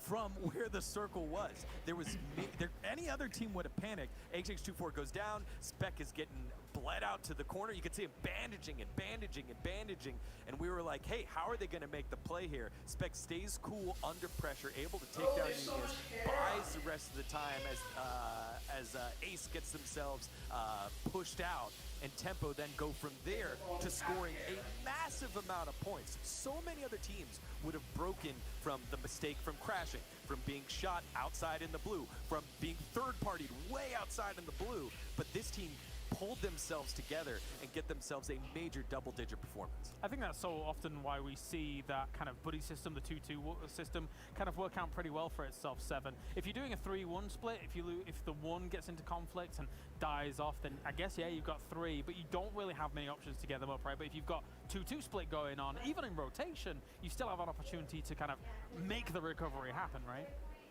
Yeah, I thought that was a fantastic play by them as a team, and the individuals. It looked like each team member had their opportunity to step up, and as you said, 2-2 split working out huge in that situation. Definitely. Let's take a look at the leaderboards then, as we have now 50-point lead for Loops towards the top here. Cloud9 though has now moved in to 3rd place, and you mentioned it before, Seven, and you know, I am going to give it reverence where reverence is due, because it has been, I don't even have the word for it, a absolutely stellar, remarkable recovery and performance by Cloud9 over these last 2.5 days so far of play. It's unfathomable that you see a team really have that kind of step up in consistency. So for Cloud9, it is going quids in right now, Seven. Yeah, and it speaks volumes from them. Keep in mind, at some point they were in 13th place, and everybody in the chat was wondering what's going on with Cloud9. Why are they throwing? Well, guess what? They were just waiting for everything to go ahead and fall in place, and it's showing. It's showing that everything is falling in place for them. Now, right here, Coltu, pretty much shooting themselves out the leaderboard as well with that win. I feel like 13 through 20, honestly speaking, they're probably not going to have a chance to go ahead and get to top 8. But Ominely is falling more than I would like to see. They need to go ahead and step it up. Trent Correnta for Raquel, as well as another team that was freaking BRK sending me elixirs when I'm not even on stream. Thank you, BRK. I want to see more out of them. Yeah, definitely. It looks like BRK flexing on Trovo chat right now. Teams are going to qualify are 10 points per game.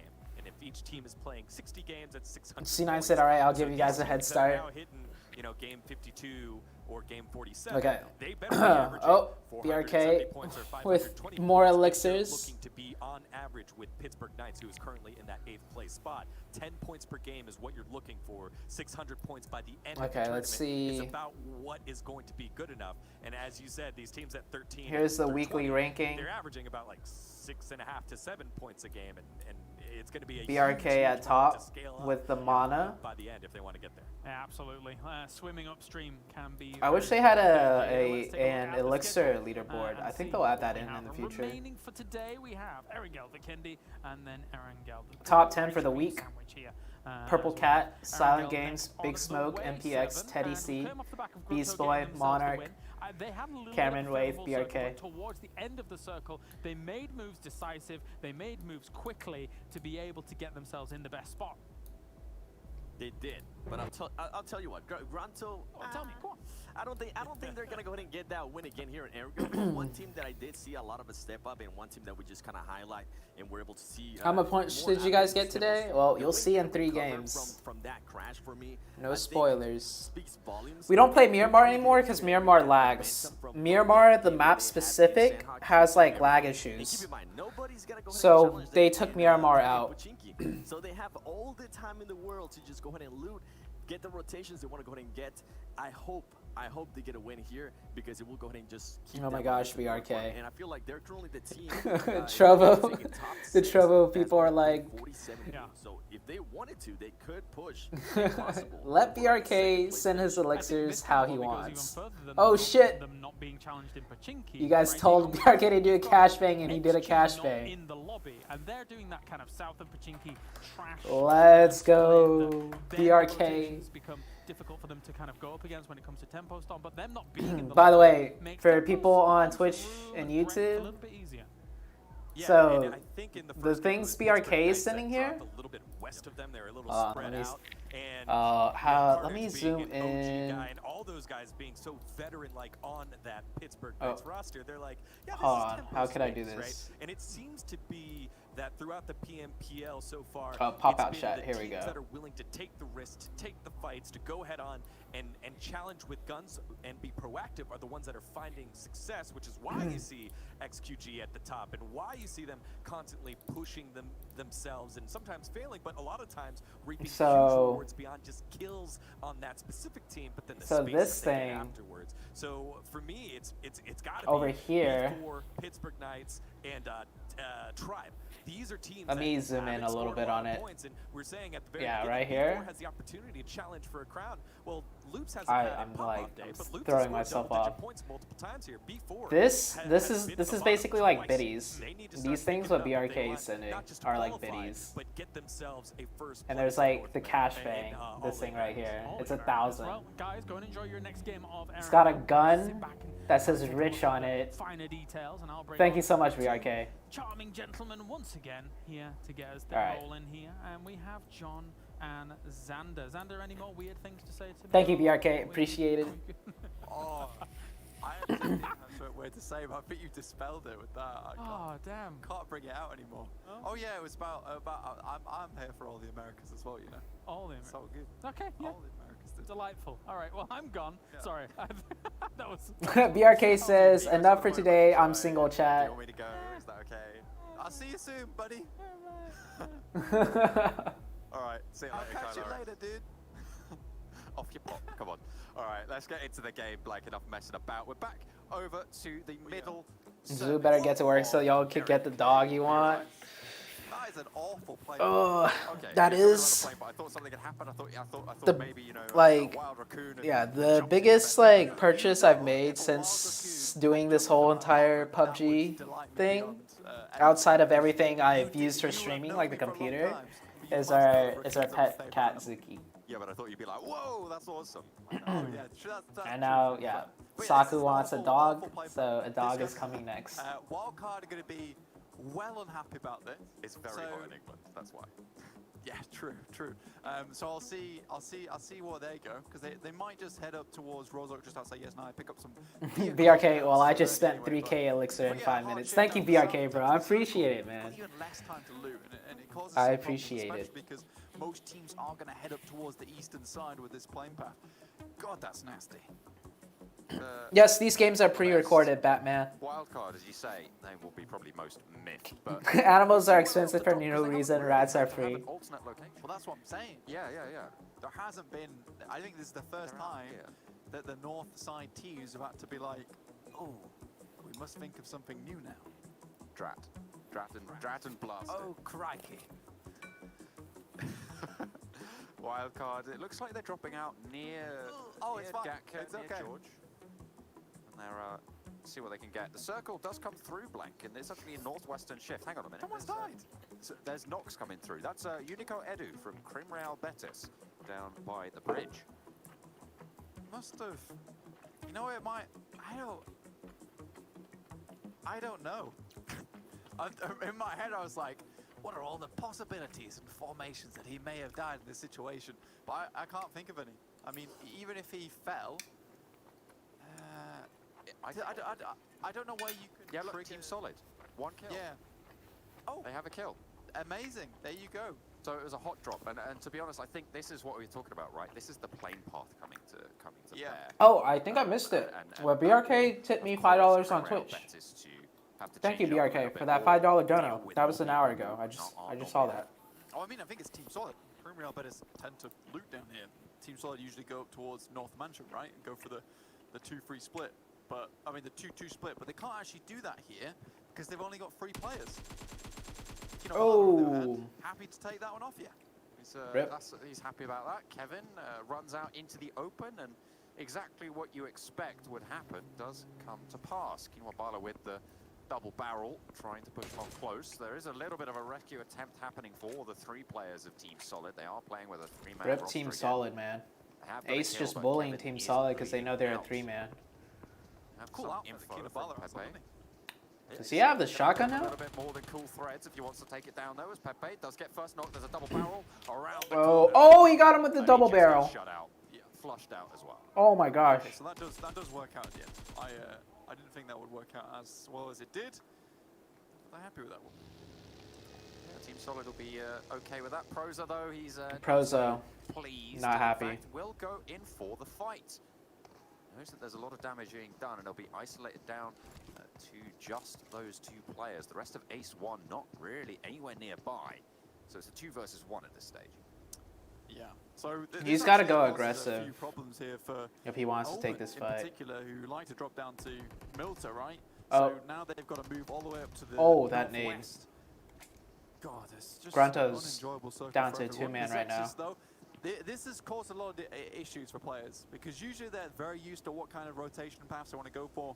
This has thrown the biggest. How much elixirs to show you guys my sexy leg and chest hair? Right, the biggest spanner possible. I'm not The doing biggest that on spanner stream. in, as Degon would say, all Americas. In all Thrown of the down to the Americas. worst. In all of the Americas. Okay, in come the rest of the squads. And it's short one. But not If he for was the gonna drive up and So fight, he had to a go little bit super of a fight this aggressive. time. Every second Round you 16. take is another second for the other team to get more people. And never better duo between Team Solid going out 16. Oh, I hate myself so much. But Yesterday they someone said called it. you? Is I that said you? it. No, mean, I don't think so, to be Teddy. fair, they're playing with 3 players. They've been doing this off and on, so you do feel bad for the team. I don't know what's going on their side, but Zuki's right now sleeping. Hold on, I'm gonna ask Sakubai to show you guys what Zuki's doing. Get some love in chat. Babe, They are Babe, turning up. And that's can you get the camera on Zuki right now? Still coming every single day, despite being a He's play like down, so still cute right now. playing. So yeah, let's get some love in chat for the Team Solid guys. I mean, they don't go home empty-handed. Even if they do end up in last place, there is prizes all the way down the board. So you know, Don't speak of this. They deserve all the love. Okay. They're not doing this for the they're money. going to have some more orders. They're He's not sleeping doing this right for now. the money, John. They're here for PUBG Mobile. Should I call his PUBG name? Mobile stands for as a community. Zuki! We all know that we stand for Zuki! competition, just Oh, love he's and- passed and- out. and Zuki! true camaraderie. You know that's what we're here for. Zuki. Oh. Hi. B4 on the south side of the Eastern Bridge. That's a hella clip right there. He just let out a little meow. Oh goodness me, it is really starting to get to you, isn't it? This heat? Give him a treat. Yeah, I mean I am really white. Okay. Hey, Like, put the camera on Zuki. B4, as I was Give saying, him a treat. just on the south of the Eastern Bridge. They are going to make that rotation. This is their normal drop spot, but Tremcareta a little bit closer than Okay, usual back to the this game. Eastern Bridge. They normally take a little bit longer to Sakurai get is here, gonna give and Omen Zuki a actually treat. not having made And their way then- down to guard this bridge. Instead, they're going to send out west a little bit earlier on. I mean, that's the normal rotation for Omen, right? Is to just guard this bridge. Well, Yo, it Oronos, worked thank for you a for the while, sub. and they stopped doing that so much when B4 basically just drove past and was like, are you meant to be camping this? And Omen was like, yeah. And people just ran away. And it was He kind of loves sit and disaster. paw. Now Omen have kind of prioritized getting into the circle more than camping. Yeah, the we difference got here, that on John, stream. is the fact that Trem didn't cross first. Usually B4 take a long time to come out of Novo, but this time they've come out around about 6 minutes as opposed to like the 10-minute mark. So this is interesting to me, and they're just going to fly on past Ace-1. But there are so many teams already towards Mount Everest, just towards the bottom of Gatka. Georgia Pole is obviously taken by C9, but Kultu are also on this side. Wildcard, on the other hand, they're probably still looting. It was most likely a journey to get up to Severny. I think they're just about to leave Severny now, Blank, and they are going to, as you say, finish their journey to Severny. They'll have to razz it to Rozhok this time around now, as they have to head further south. Tempo Storm, they've headed northwest from Pachinki. You can see they're Smile just if south Omen of won a Ruins, game today. and they've got a lot of cover Oh here my to gosh. play around, some decent sight lines. Not spoiling anything. Very, very I close to the smiled, center but circle. does that mean we Pittsburgh won a Knights, you game? can see in the background, that's I will Everest not there, confirm or huge deny. mountain just south of Georgia Pole. They will be at the summit of that with Jaeger. Yo, what's up, Aronas? My boy has a green screen now. How's it going? It's like you're like a tour guide today, John. 19 months, so are you Aronas? Dude, I used to play games with Aronas like 5 years ago. Stock's kicking her butt. Yeah. Stock market's not doing too hot with everything going on right now. Dogs on all sides of the mountain, just at the base. Oh, we saw this fight happen in Killfeed. But it's Loops versus Wildcard. Wildcard finally making a journey from Severny and straight into the Oh, nice trade by Spring.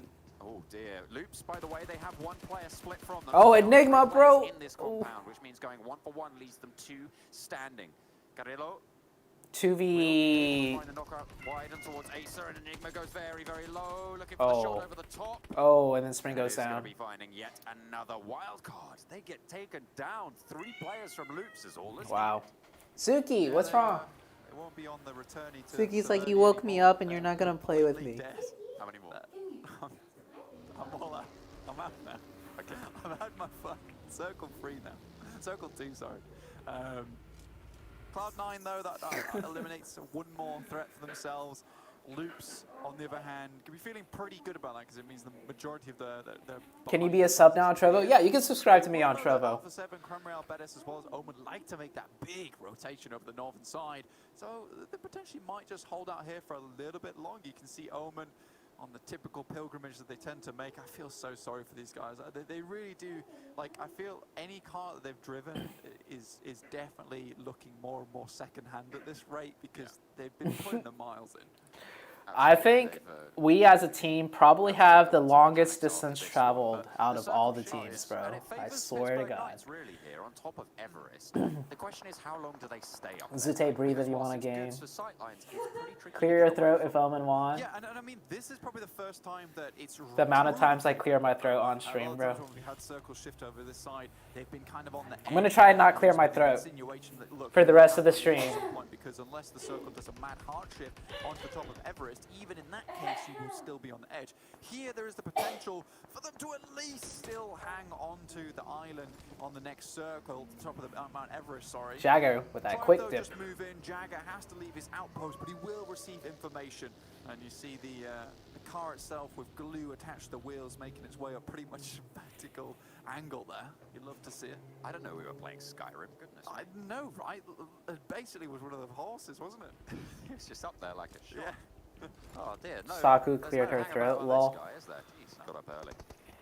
Traveler Elite. Back with his teammates. Yeah. They're happy to We see should him change back. our name from Omen Elite to It's Traveler very well Elite. played. He knew they could just leave Travel it back. all And across the like I said, map. That's a lot of intel that's gathered now, so they at least have information on one team. And if they've been doing the jobs on the top, in terms of the free players, they'll have a whole bunch more information. And PUBG Mobile is an information game at the end of the day, John. If you can spot out where your targets are and prevent yourself from coming into contact with them, you put yourself in a much better step. But here's Loops versus Tempo.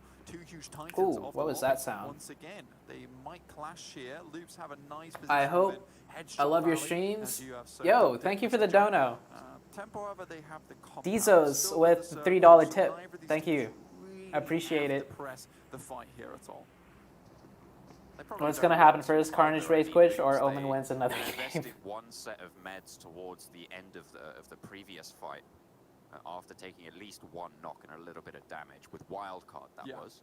Thank you for So the we'll see donation. what more they're able to do. Dizos. They don't have. You're right. Or Mike, they don't Dizos. have to push towards each other. Dizos. We'll see if Cream Real Betis, who are out to the east, change that. Maybe there's some third parties to be had. Yeah, talking about another team, because Loops did leave that outpost towards the the Riverside, the Omen's actually made their way into Georgia Pole, and they're in a fairly decent position. Alpha 7 is behind them, Cloud9 in front of them. So there's a potential for them to get knocked here, but they're in a good spot. And depending on where the circle goes, and I mean, it has pretty much hard shift all the time during this tournament. It's been tugged around by a set of very bad. What's up, Yugi? Crazy how much roster has changed through the year. We Yeah. haven't seen very many central circles, have we? We've had a yoink, we've had a yeet, but we haven't had a slap bang in the center. But that's what is exactly going to happen for the Pittsburgh Knights on this next shift. The circle, yet again, heads in towards Everest. And okay, they're just going to be able to stay there. Nice prediction, John, there. Yeah, absolutely. Yeah. You can see the future. I love it. Pittsburgh Knights, though, this is perfect. And This is a nice zone shift for us, though. There's a chance that they get a central circle on top of Mount Everest. Wonderful. And now what they have the problem of is everyone looking towards there and thinking to themselves, this could be a great vacation for me to do some climbing and head towards the top of Mount Everest. So they will have to have a lot of control over this, continue to scout often and frequent, because Ace 1 are already making the approach up the mountain, and it will be Jagger, the first one in contact. Darius does go down as B4 into the fight. Pedro first to face into the building. Mitz trying to hold it down for now, but when you have the B4 squad approaching, it's not the easiest thing to do. However, he gets one. Ooh, this. No more to be found. Gamma tries to rain it down from the hillside. One player down for B4. Almost got the double right there. As Emraz tries to walk in for the flank, tries to reposition. Maxon quite low on the outside of this building as well. If he gets spotted here, that could prove to be tricky. But in comes the run, pops out the nade. It's a little bit cooked, but it's going to be sat on the top. You can see it just there waiting to go off, and Maxon is slowed down for now. Emraz peeks out over the ridge line, looking for the spray. He needs to get this knock. The damage goes over to him. Yeah. Gets knocked. The barrel up close and personal, but Gamma has the micro Uzi. Not going to be enough, however. Mazexis go down to B4. Now that's much more of what I've seen. Here comes the before, third party. Before, at least, they are a very coordinated team. They know when to wait, but now Trem has decided, you know what? This is a fight that we can potentially take. McZero's got a really nice little angle on this, though. That's so a cheeky angle by McZero over there. So B4 McZero can actually make the front, but nades are going over towards his waist. So I think Train's just going to back off, yeah. They realize B4 is already reset. We see one person of Train leaving. The rest of Train is staying, though, for some reason. Having the third party time of their lives in these last few games, Blank. They keep just rocking up on these engagements. There's Cloud9 over on Sandhog. It's B4 this time around, but luckily for yeah, B4, they're leaving now. They didn't take too much damage into that fight, and they were actually healing up during the engagement, which means that they are ready to take another one. Maybe not fully, but as best as you can hope to be prepared on a third party. Yeah, I mean, Swagman there, he's in his mummy outfit, so you know he's perfectly capable of wrapping up any of these fights, but it feels like here they're just going to leave very, very early on here. And just try and get a better position in the circle, putting more. Does it have purple hair if Elman won? Nice little compound towards the bottom. I think I just cleared my throat a bunch of times. Of the actual Mount Everest itself, and Jagger's just continually retrieving information for his team. Holman, though, You think 2-2 split like B4 has is good for a situation? The next circle. That fight we just saw, B4 pulled up together. Up top, but ow! Oh, okay. A hard northern shift. Includes what a shift. Over in South George, includes the northern shore of the river here, Blank. Hell yeah, this is a beautiful circle. From an analytical standpoint, from a viewer standpoint, we were very happy. Players, on the other hand, not so much. They all have to move in here, but there will be a really interesting... That circle yoinked so hard. Places to hide, and we can have a really cool battleground to finish out map number 3 of today. Beck got knocked for Tempo Storm, and they aren't going to turn around to get him. And in fact, there's going to be Primreal Betis to pick it up, but they crash straight into the foothills. And in fact, Ace 1 are holding it down. No knocks just yet, but the nades go over the top. Rain very low, but able to survive for now. The bounce just a little bit janked, but they are going to be able to survive. I don't think Tempo want to stick around too long, and they're just going to mount. Oh, Rain's going to get out. Wow. I mean, Never mind. Spoke too soon. They had the complete right idea of where Rain was, and I think they missed every single grenade there. So slightly scuffed from Ace. Oh no, Tensa runs himself over. Even more sad. B4 have actually managed to make their way into the circle as a 4. They're crashing onto Call2's compound. Loops instead favoring to stay on the roads. But V4, they want a strong position in this circle. They're starting to turn it up a little bit. H does find a pick onto Trem, but really, you wonder how long Tempo can stay in this game. No longer. They go down to Trem Carreta for a cow. They will get eliminated. B4 now in an engagement with the pull-ups. This is one of the very few compounds that isn't near the crates blank, and B4 are fighting for it. They're actually going to go for the flush and pay for it with a knock. A lot of them going down, but a lot of players low for Colton Maxson. Oh, he cuts them in half. What is happening? Oh, that's the barrel. That's the barrel. Oh, we're down to a 1v1. Looks though still alive. Once they get in, Call2 just trying to provide as much information as possible. Looks is going to go for some finishes, you would imagine. Going to go for a res, in fact. Maxson's going to do the exact same onto Mixera, so oh my gosh. A two-story fight going on here, and the story currently is that Call2 will only have 2 members, whereas B4 might have a maximum of 3. The thing is, Call2 are much more vulnerable to crashes from other teams as well, being on the ground floor. The question is, can these nades flush out? Oh, these nades. Time the nades come in as Maxson is going to drop down that smoke. 2 players still down. The res gets completely turned around and very, very low. Uses that first aid kit. Levi out there. He's sacrificing himself for information and finally does get cleared. And Maxson gets wiped as well. Oh my gosh. It's disaster for B4. They do go down, eliminated 11th place. And it's a beautiful nade there coming from Call2 to finish on off. They got the knock onto the just quickly res player. I think in that situation, maybe Maxson would have been better off just to rush the final player downstairs. But that's a risky play, and B4, they're not a risky team by any stretch of the word. And I think they work best together as a unit. Whereas in that fight, it felt like a lot of 1v1s where they're not able to detract some players away from sight lines and then double up that way. So B4 just are not able to fight it out versus Call2, and Call2 remain. 2 Loops players chilling. Still in this lobby. Loops continue to hold just on the side of this bridge, but they'll have to move as the circle goes central once again. It is going to pop just a little bit into the middle. By the way, the Pittsburgh Knights sent all the way down Everest. They have the eastern line of crates, and in fact, that will be in the next zone. This zone, the area outside of those crates that they are looking over is absolutely barren. I've seen one finishing circle there back in the PMCO for the South Asia region, and it was an absolute... Actually, no, it was the PMCO Berlin finals. This game just devastation for anyone was who didn't crazy. have either the crates or the shoreline. It's just so difficult to move across because it's flat concrete. Yeah, so would you say here that like the vehicles are probably the most important thing, right? If you don't have them and you've had to basically give them up earlier on because of rotations, you're going to be struggling towards those later zones. It'll be very, very tricky indeed. Cloud9 moving out a little bit further north. Cream Real, Betis are going to be on the south side of the crates for now. Actually, Cloud9 going back and forth a little bit as they do take a knock. Loops are going to need to move in as well. They're going to mount up. Yeah, Darden actually takes a couple of shots before he's able to jump back into the buggy. We'll just quickly heal up. Omen, though, despite all their trials and tribulations early on to get here, actually are remaining within the crates with 4 players, so excellent work to them. They're going to continue in this game. Trem have a small, tiny little compound, and Loops, they're going to crash onto Call2's spot. So many vehicles in here. If they can take this place, they'll have such a strong launching post. Look at all the vehicles around them. Loops is going to take this spot. A really good bit of a compound. Well, they're able to get in there, but... Oh, damn, Chowski.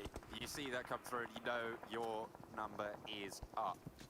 1 player left standing up on the roof, it's always. He drops a nade down the stairwell to try and get a little bit of damage. Federal on the outside. He should just go prone on top of the... He should go on... Oh, never mind. If he went prone up there, he would have died. They get the tag, and they're going to full send off this. Carrillo will be first to face, turns the corner. They spot the shadow. They'll know he's just around the corner. The Mike Rosie is going to save you here. This is why Loops is one of the best teams in this lobby when it comes to fighting power.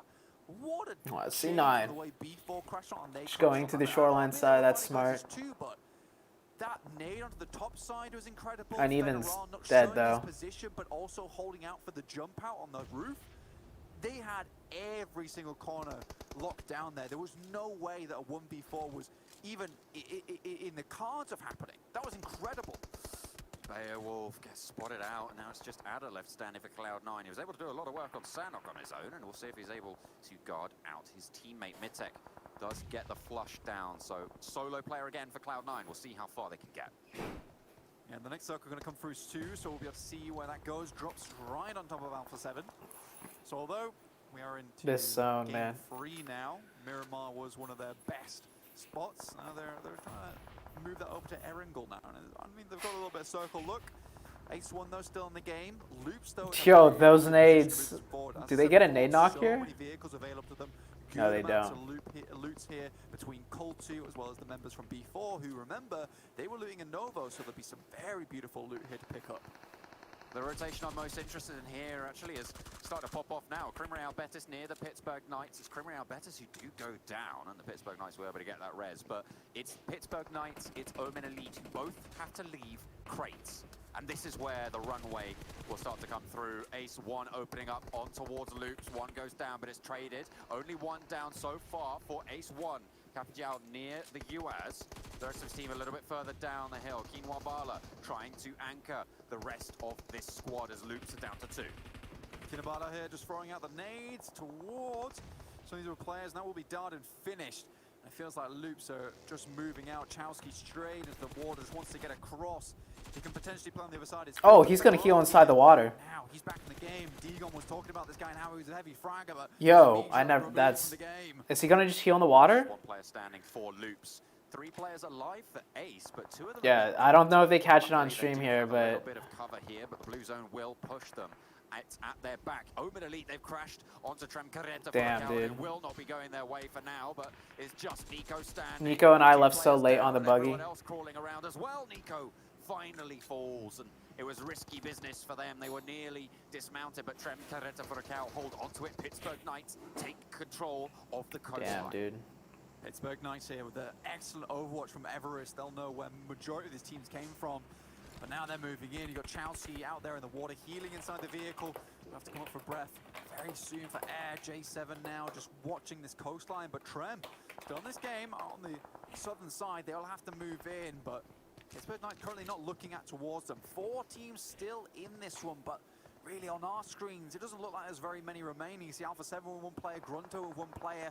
It's really the fight between the Pittsburgh Knights as well as Trem Carreta for Cal. And I mean, Grunto's still alive. They had the excellent beginning to this game. It was perfect. And if they didn't win this game, they would have been kicking themselves. 2 solo players, they're hiding under the bridge right now, cosplaying their best trolls at the moment. So we'll see who's able to out-survive it. I think Pittsburgh Knights might be looking for some of those kills. They can throw some nades behind there and maybe pick up something. The next circle does shift inland though, so they will have to leave. In fact, the Pittsburgh Knights, they're going to scout it out in the water here. You can see Jagger, he's just going to go and check the angle, and he's going to know that they're there. They'll get a count as well on how many people are out in the zone. But Pittsburgh Knights get the shift as well away from Trem Carreta for a count. These games were played a while ago. Towards Trem Carreta. I mean, you said there was a couple of players playing Troll, but it's Jagger here who are demanding the toll, and the toll is death. Trem Carreta taking equally just as much. Pittsburgh Knights, If we kill a train here, we've got second. Like they're going to do so here, Blank. Difference of between going out in 7th and 2nd. For a cow have to make the crossing at some point. You can see their vehicles all down and out, and it's all but done for them. Yeah, painkillers on board, but it's really Trem that's feeling the pain right now. They want to move out. They've got a couple of smokes. It's a 2v4. We saw the situation between Cloud9 as well as Grunto, so there's still potential here, but the shots, they're flowing between the smoke and still into the players from Trem. That smoke, very penetrable. Yeah, it will not provide you any solid cover. 1 goes down. It's just Senab remaining. I don't think he's going to be hoping for much more. Big win for PK here. Almost impossible, especially when Pittsburgh Knights have the zone, they have cover, they have everything they could possibly ask for. Raven pushes up close, 1 gets flushed, the heal does come through, but it's spotted out. And the Pittsburgh Knights put themselves double digits on the kill board, bringing them to 30 on the chicken dinner. Fantastic work. We went out in 7th place here. My main takeaway from this is that if teams are getting the zone now, they are really warmed up into this tournament, into this league. They get the zone, they know exactly what to do with it.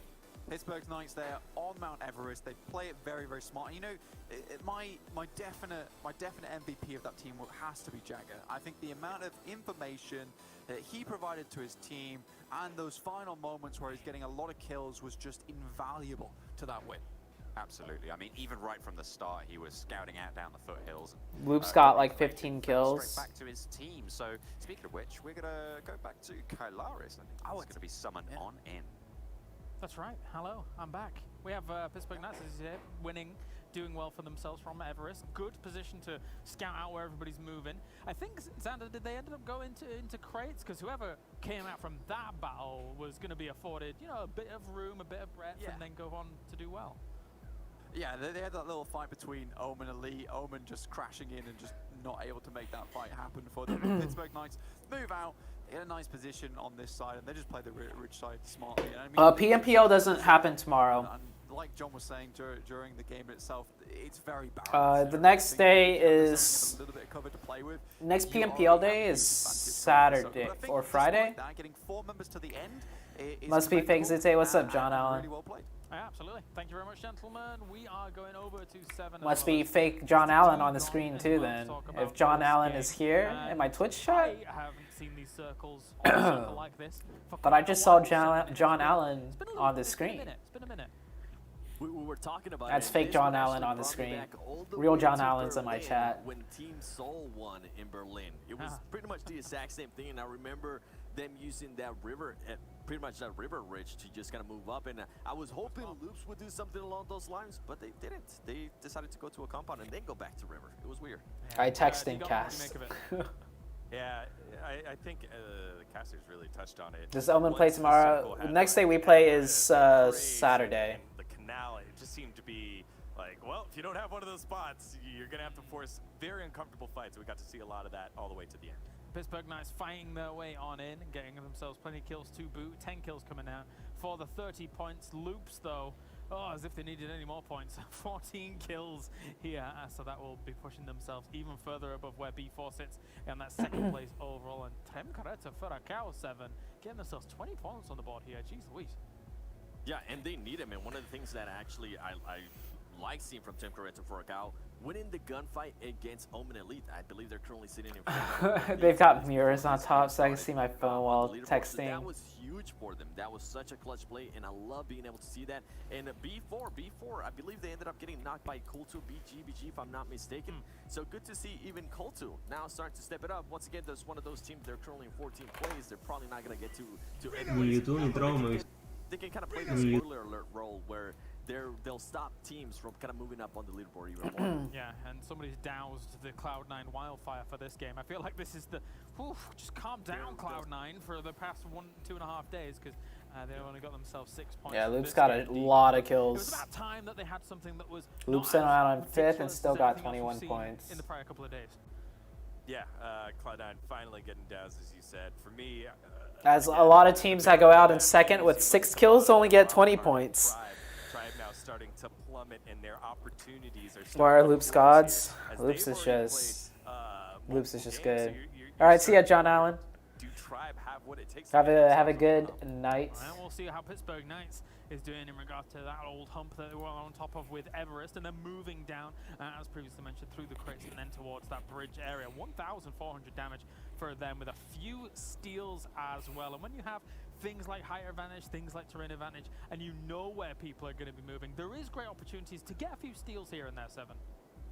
Oh, definitely, and I think this was a huge win for Pittsburgh Knights, especially with Wildcard being pretty much wiped early by Loops Esports. This was great for them. They needed to go ahead and get a win. They needed to go ahead and just get those kills as well, and hopefully this will pretty much allow them to pass Wildcard on the leaderboard. I mean, what did you make it? 7. Sorry, Digom. Real Betis says they have a South American. Were the bar. This was they have a South American team. Like where the points were. They are the ones that going into this game had 470 points. Dude, I see Rolex on the fame list. I didn't see you. What's the fame list? Big 30-point bomb, and Rolex is huge though. Rolex is like the shroud of PUBG Mobile. A little bit more solid. Yeah, definitely. It is a Mountain Dew game fuel. Actually, yeah, Rolex used to play competitive, and now he's just a streamer. and he has a lot of viewers. He's actually just the Shroud of PUBG Mobile. I don't know what's going on with them. I was hoping they would go ahead and continue the performances that we've been seeing. Yo, Chaos, thank you for the follow. Dude, we just hit 1.5 thousand followers on Trovo. Just clear this to perfection. They did end up losing a couple. Wait, let me see exactly how many followers I got. I have exactly. That is huge for them. And right here we see C9 just pretty much fending people off of this river edge. And I felt like whoever dominated this, whoever controlled that area on the river. I have 1,516 followers now on Trovo. Thank you guys, man, for supporting me on Trovo. Kind of moved that way. Where was Loops in Malaysia or Berlin? Loops is a newer team. If you looked at the minimap there for somebody told me the members on Loops were mostly all rejects. Situation there, Digon, and I feel that was a bit greedy to try and control that bridge area because they had people. They the team members on Loops all used to be part of a different. Each of them used to be on a different team, and they got removed from each of their different teams, and then they decided to team up together. Simplify your strategy. We saw earlier Tempo Storm do a 2-2, worked out great. One got knocked. They couldn't push the one that got knocked. Unfortunately, just a little bit too much to handle there at the end. That's what I heard. Coming in then across the borders, Alpha 7 very close to Pittsburgh Knights in terms of. Yes, there is a Brazilian team called BRK, the Brazilian Killers. They did not make it to this stage. Side, 7 you said you liked their position over towards that kind of Harry Potter tower next towards that more easternly. Loops with 2k damage. Down to the river, I thought was a smart play. It just didn't work out quite as they wanted in the end. Yeah, I feel like Loops could have definitely just hold off that angle. Obviously, they didn't know. Loops manager told me they're just classic players? Really? Every single time I see that final they were just classic match players. Oh, well. I see Shaka and Mustache Dave say the same thing. Oh, okay. So, random meetup. They went and defeated the people GVG that were in compound. But they had to go. That explains their playstyle. They legit just took classic matches and adapted it to a competitive game. They're so close to 300 kills, and it's not even close. Bro, I guess that's the secret. That's the secret. To get as good as Loops, you just learn from playing classic matches, and then you just apply that to competitive games. You can actually love the party, by the way. Keep it up. Thank you, Mustache Dave.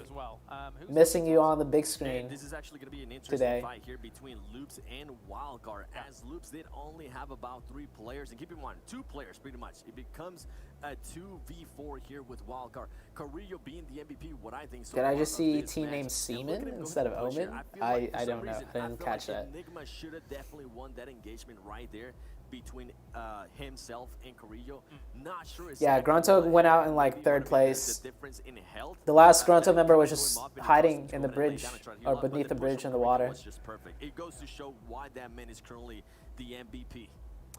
Yeah, he's constantly winning those. It is crazy. But the flip side of it is that sometimes when you send it and you're a little too aggressive, it doesn't always pay off. But what I like about this whole dichotomy of Loops, and that's why we're following along with their push here on Ace, is that they're willing to take those risks. That first fight we saw was like a 2.5 on 4. This time they go 4v3 into kind of the unknown. They knew that Ace was kind of there in that spot down by the river on a little bit of the ridge, even though they had the compound, and it doesn't pay off. So I wanted to show earlier that, like, hey, look, teams that are proactive are getting rewarded, not every time, but most of the time. And even Loops, who is finding themselves a bajillion points every time, you're wondering how they do it. Well, it's because they make decisions like that. Yeah, absolutely, you're right. And actually a bazillion points as well. We can actually take a look at how the rankings shape up right now, because they've pushed themselves even further in the lead up towards the top here. Now 655 points against the 591 of B4. Dang, dude, There Loops. needs to be something happening. 7. There needs to be Loops a is taking change, first a place. paradigm shift or something like that for Loops Look at that to run away lead. with this. Yeah, and just look at the difference between the placing points between Loops Esports and B4. It's Wildcard 7-point difference. throwing What a few sets them apart games. is just their fragging power. 291 kills to 234 from B4. That is insane. Wildcard and both PK though have 48 played. Right there. And it's so impressive. It speaks volumes from them, and I cannot wait to see Loops Esports in World League. To that 8th place point. It's getting crazy. Very, very crazy. So it's so close. 20th as well. Alpha 7 will move up that one spot, unfortunately, for Cool2. They fall down just after getting themselves another chicken dinner on the board. Anything else you want to take from this, Digon, be it the top half or the bottom half? We're seeing minimal movement by Creme Real Betis and Omen Elite here. And it's, you know, if a lot of Omen fans out in the chat and all across the world, and you're starting to wonder, like, hey, we're in a tough spot, man. You got 7 matches left compared to like Alpha, GG, and Cool2, BG, and even some of those teams in the top half that have only played 48, they got 12 matches left. You're starting to really, really stress out. And with what happened to Beach on Wildcard? Well, Wildcard's been doing pretty good. My head is blocking. Oh, my bad. 7, you look like you're in thought. Let me go back. Yeah, and the thing that I was seeing here from the leaderboard, something that is kind of helping Omen Elite, even though they haven't been performing to what they're capable of, is that other teams that are ahead of them, like Wildcard, like Tribe Gaming, those teams aren't really performing either. So if there is gonna be a change for Omen Elite, it needs to go ahead and be now. You can't play even more catch up. As Digon mentioned, there's only 7 games or so left. You don't want to wait until the last day and end up losing by a couple points, because that's gonna be even more heartbreaking. Yeah. There you guys go. So this is the top 10. Look at the schedule. We have 2 more games remaining for today. We will be moving onto the snowy lands of Vikendi in a second, and then right after that, of course, we have Erangel coming up. The winners of our games, of course, for the past, I think, just in case you're tuning in, right now we have a Grunto game. And first win, here is Cool2, and then Pittsburgh Knights. At the beginning of the day, I really felt like our lobby had like flipped reversed, and now we're moving here's the on to bottom Vikendi half 7. of the leaderboard. So, talk to me about, I was almost going to say Castle, but you know what? I'm going to say, talk to me about Garoka. I like Garoka. Loop's kill is more points than overall of Team Solid. Is it really? Hold on. So at least give us another one that we won, either Garoka or Loops has 291 kill points. Which one do you choose, Digon? Really? You like those? I love Cosmodrome. Loops has the same amount of kill points as Magzexis's total points, and more than Team Solid's overall points. I know, but I feel like that's such a gimmick. No one's gonna kills alone. Dude, that's. You can't go wrong with the T-Rex and its tiny little hands. 291 like in Cement kills. Factory, I like to run around on those platforms, and I feel like, oh yeah, I'm cement being pushed through these, pushed through the area. Spider-Man feel. Okay. Yeah. Jesus. That's interesting. I feel like the one thing. No one else. Just you, Digon. Just you. Just you, buddy. I feel like one of my favorite pastimes on Dino. I'm wondering if Ace could get a winner chicken dinner. T-Rex's mouth. Anybody else? Yeah. That was. Come on. Not a single win yet for Ace. Just me? Damn. All right, we need to find something for 7 that's just 7. We'll do it later on. Let's take a look at rewards. Potato aim. Potato aim. 0 kill challenge. I remember. We've been on crunch time. Let's take a look at those rewards that you guys. Now it's not just crunch time. It's time to. It's smashing time. I don't know.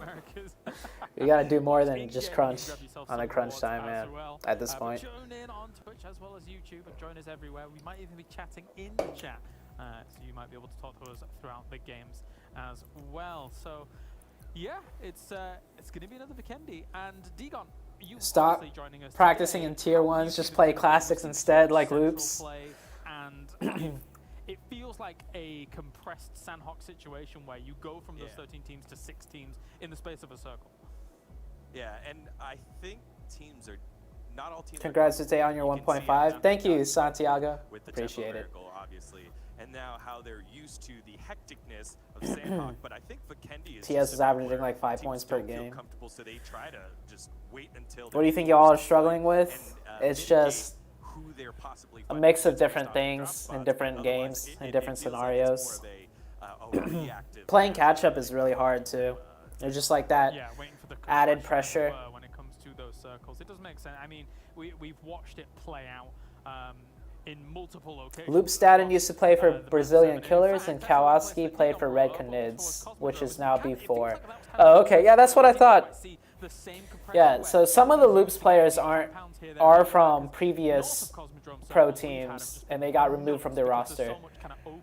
The other two might just be, they were just classic match players, and then they got picked up. Waiting for the right time, and then they went ahead and pushed up another team. The thing with Cosmodrome is there's just so many places where you can kind of hide and just be a bait, just wait it out pretty much, and it becomes more of a heal up. And something that we have seen before in Vikendi is heal ups. Well, today will we be seeing any heal ups? Team Queso's not here, but it could happen. It could happen. All right, well, thank you very much, gentlemen. I'll chat with you on Vikendi in a mo as we now bring on our commentary team for our last 2 games. I'm pretty sure it's going to be Snows and Dave. Yes, there we go. Can a Korean player play PMCO? Yeah, anybody can play PMCO. Not bad. It's finally a really sunny day here in England, so just enjoying the early morning walks. I say early morning, I'm working in the evenings. More about the 2-3 p.m. walks, just walking in the sunshine and getting my vitamin D in. Zute is the manifest over. What does that mean? What manifest? BRK, thank you for... Oh my gosh. BRK, chill on the elixirs for today. It's the sun shining and it's gleaming, and I can't enjoy it yet, but tomorrow is a day off. What age do you have to be? I think like 16. So my usual environment is what you're saying. 16 or 18. I think it's 16. Keep all the curtains closed anyway. So, how about yourself, Dave? How are you doing? I live in Florida, so that's Well, we see Omen in the Pro League. every day for me. World League. We still got a lot of work to do to get into World League right now. Dave, have you been to Gatorland? Did they show overall? Yeah, they showed overall already. Yeah, of course. The next game's about to start, and then they'll show overall points you again. The gators, some raw chicken, and call it a day. Oh. That's what we need. We need airboats in PUBG Mobile. Anyway, right, I'm gone. Enjoy, boys. Enjoy. Thank you, Kalaris. Well, Dave, game 4, it's Vikendi, and obviously I think... Oh, Manifest. Oh, the Manifest. Yes, the Manifest. The Manifest is over. More about teams learning the map. I actually really agree with the sentiment. Microsoft Teams. Teams seem a lot more comfortable on the faster paced maps such as Sandhawk. Who's the IGL for Omen? Oh, yeah, for sure. And it's mostly between Juicy and I and Nico.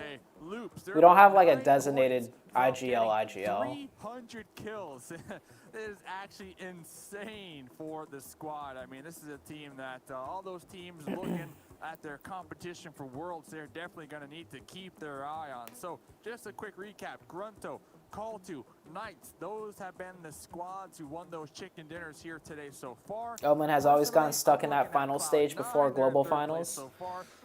Yeah, the last global finals was us and Tempo both. Us and Tempo both were trying to get onto the finals in Malaysia.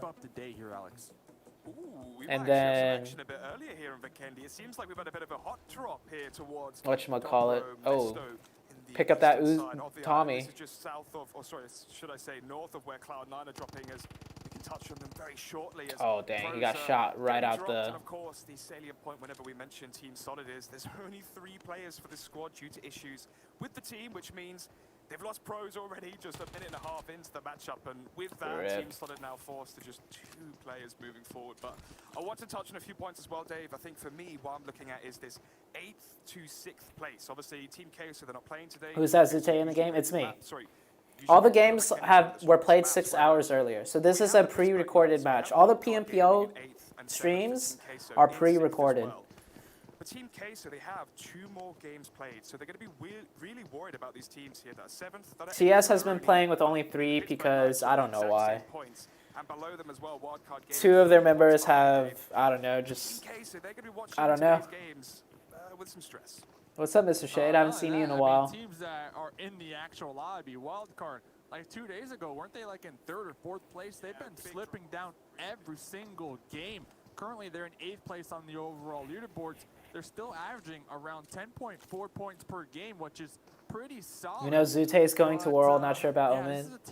Well, World League is going to be offline either way. It's not going to be a LAN. The next portion of the PM World League is going to be an offline tournament.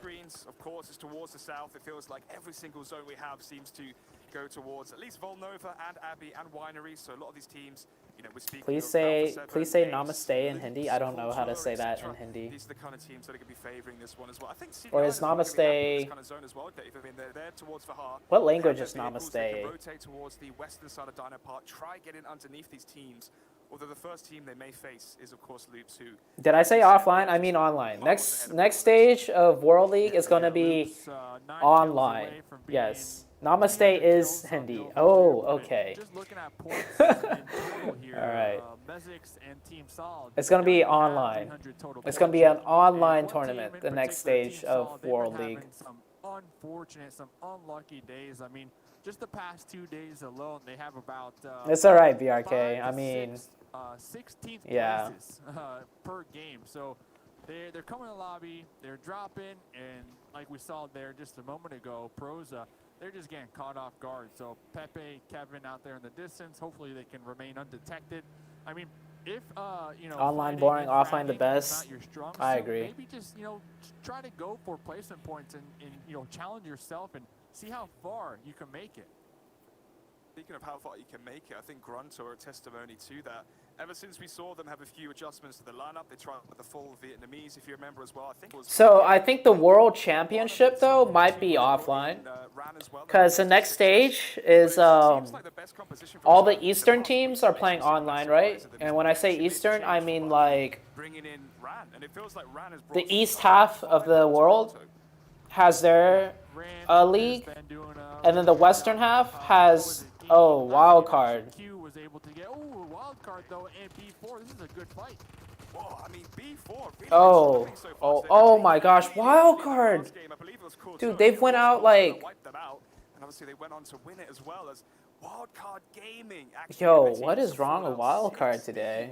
And we were just mentioning, we were literally just mentioning the fact that Wildcard Gaming, they've slipped from that top spot in the top 3 of the overall leaderboards this week, and here they are again in an awful position. Oh my gosh! Here in Vikendi, and you know, one of the first chicken dinners that Wildcard ever had was on Vikendi week 1. Yeah.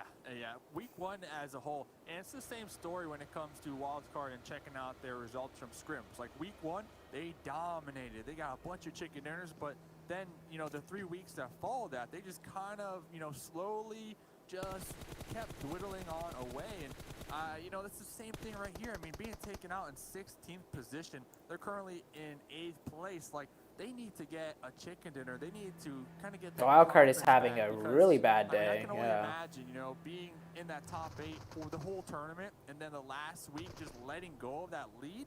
It's got to be nerve-wracking. And Grunto looks like they are going to be finding at least Pepe for the time being. We got Kevin over here watching their squad mate get looted. Unfortunate. Pepe's in the chat for that one. All down to Kevin.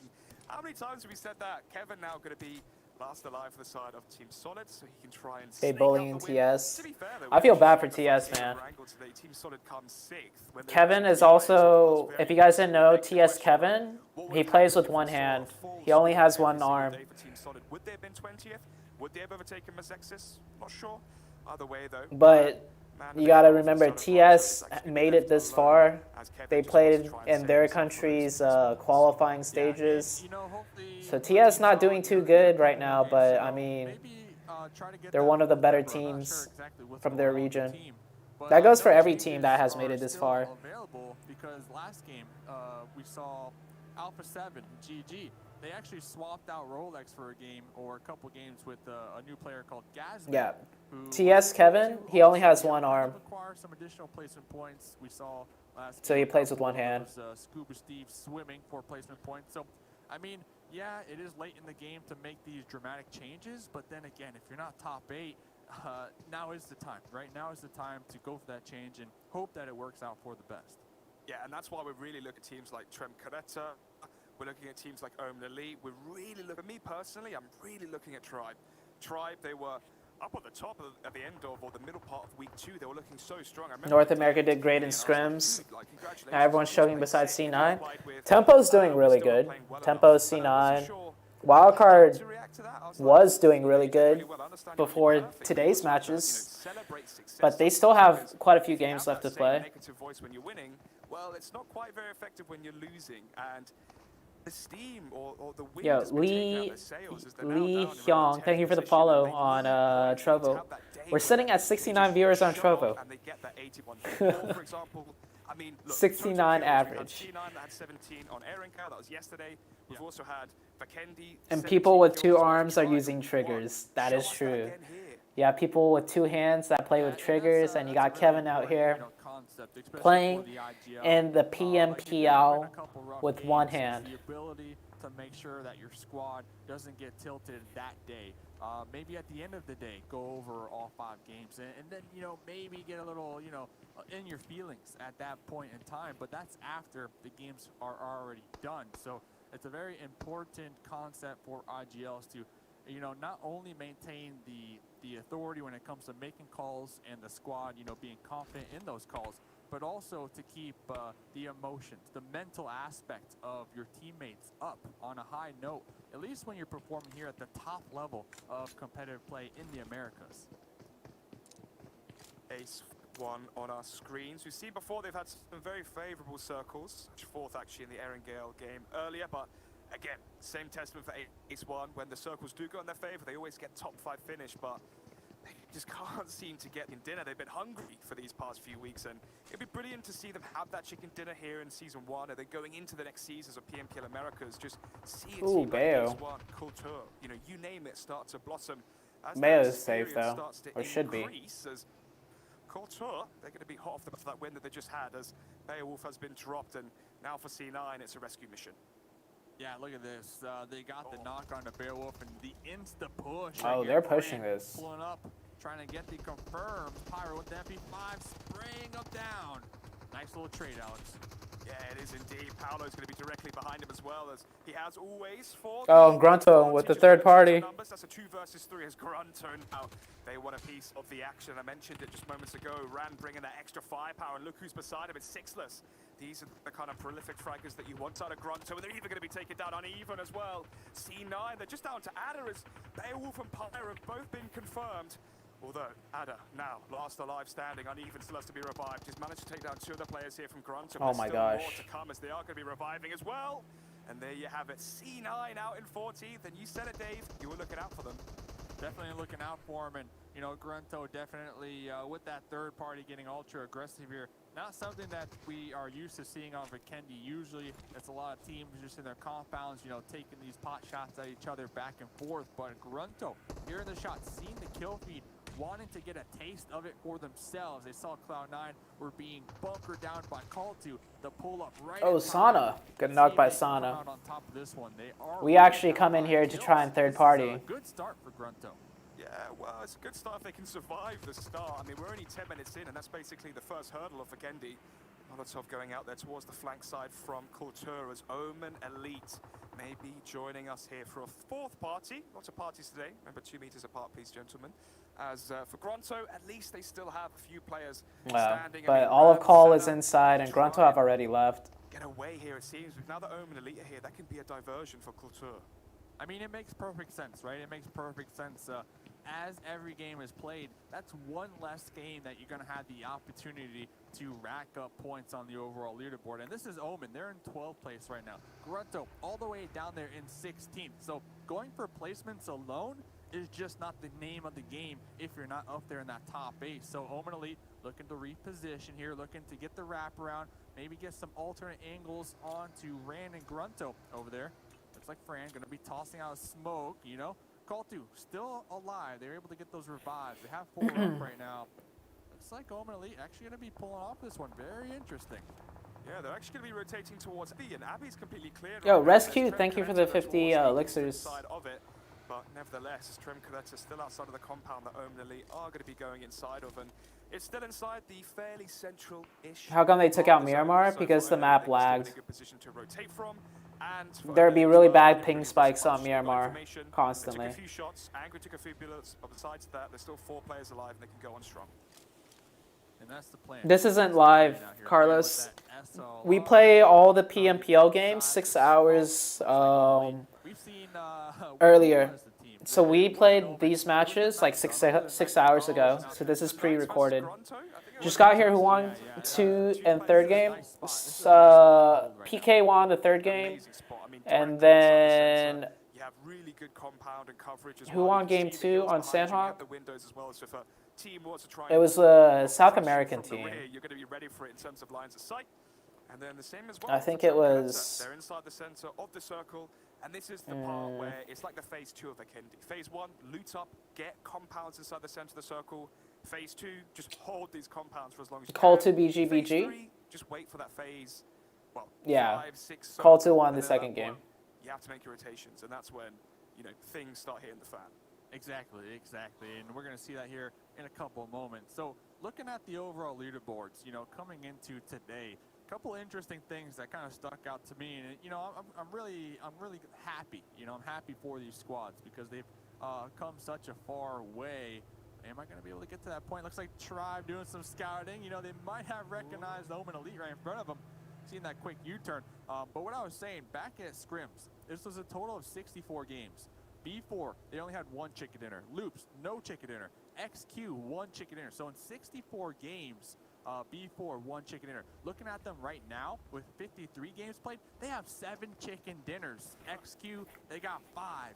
Loops, New sub here? 5. So these Yo, teams what's up, Duty? utilizing all that Or Duddy? practice, and they had just came into PMPL excelling everybody's expectations.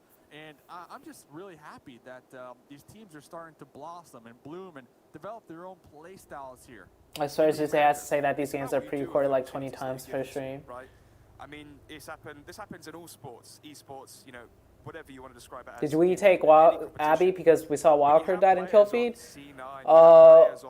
We actually took Abby before Wildcard even died. Or as we were... Wildcard dying definitely had something to do with it, because we know Wildcard likes playing Abby. For the chances, just to be able to showcase how good they really are. And you can see the amount of ground they managed to cover as a team in those weeks and those months online in scrims. They've really, really just evolutionized themselves. Yeah. I mean, such an improvement. Just looking at them at the very beginning to now, and I'm excited. I'm excited for a lot of these teams moving forward.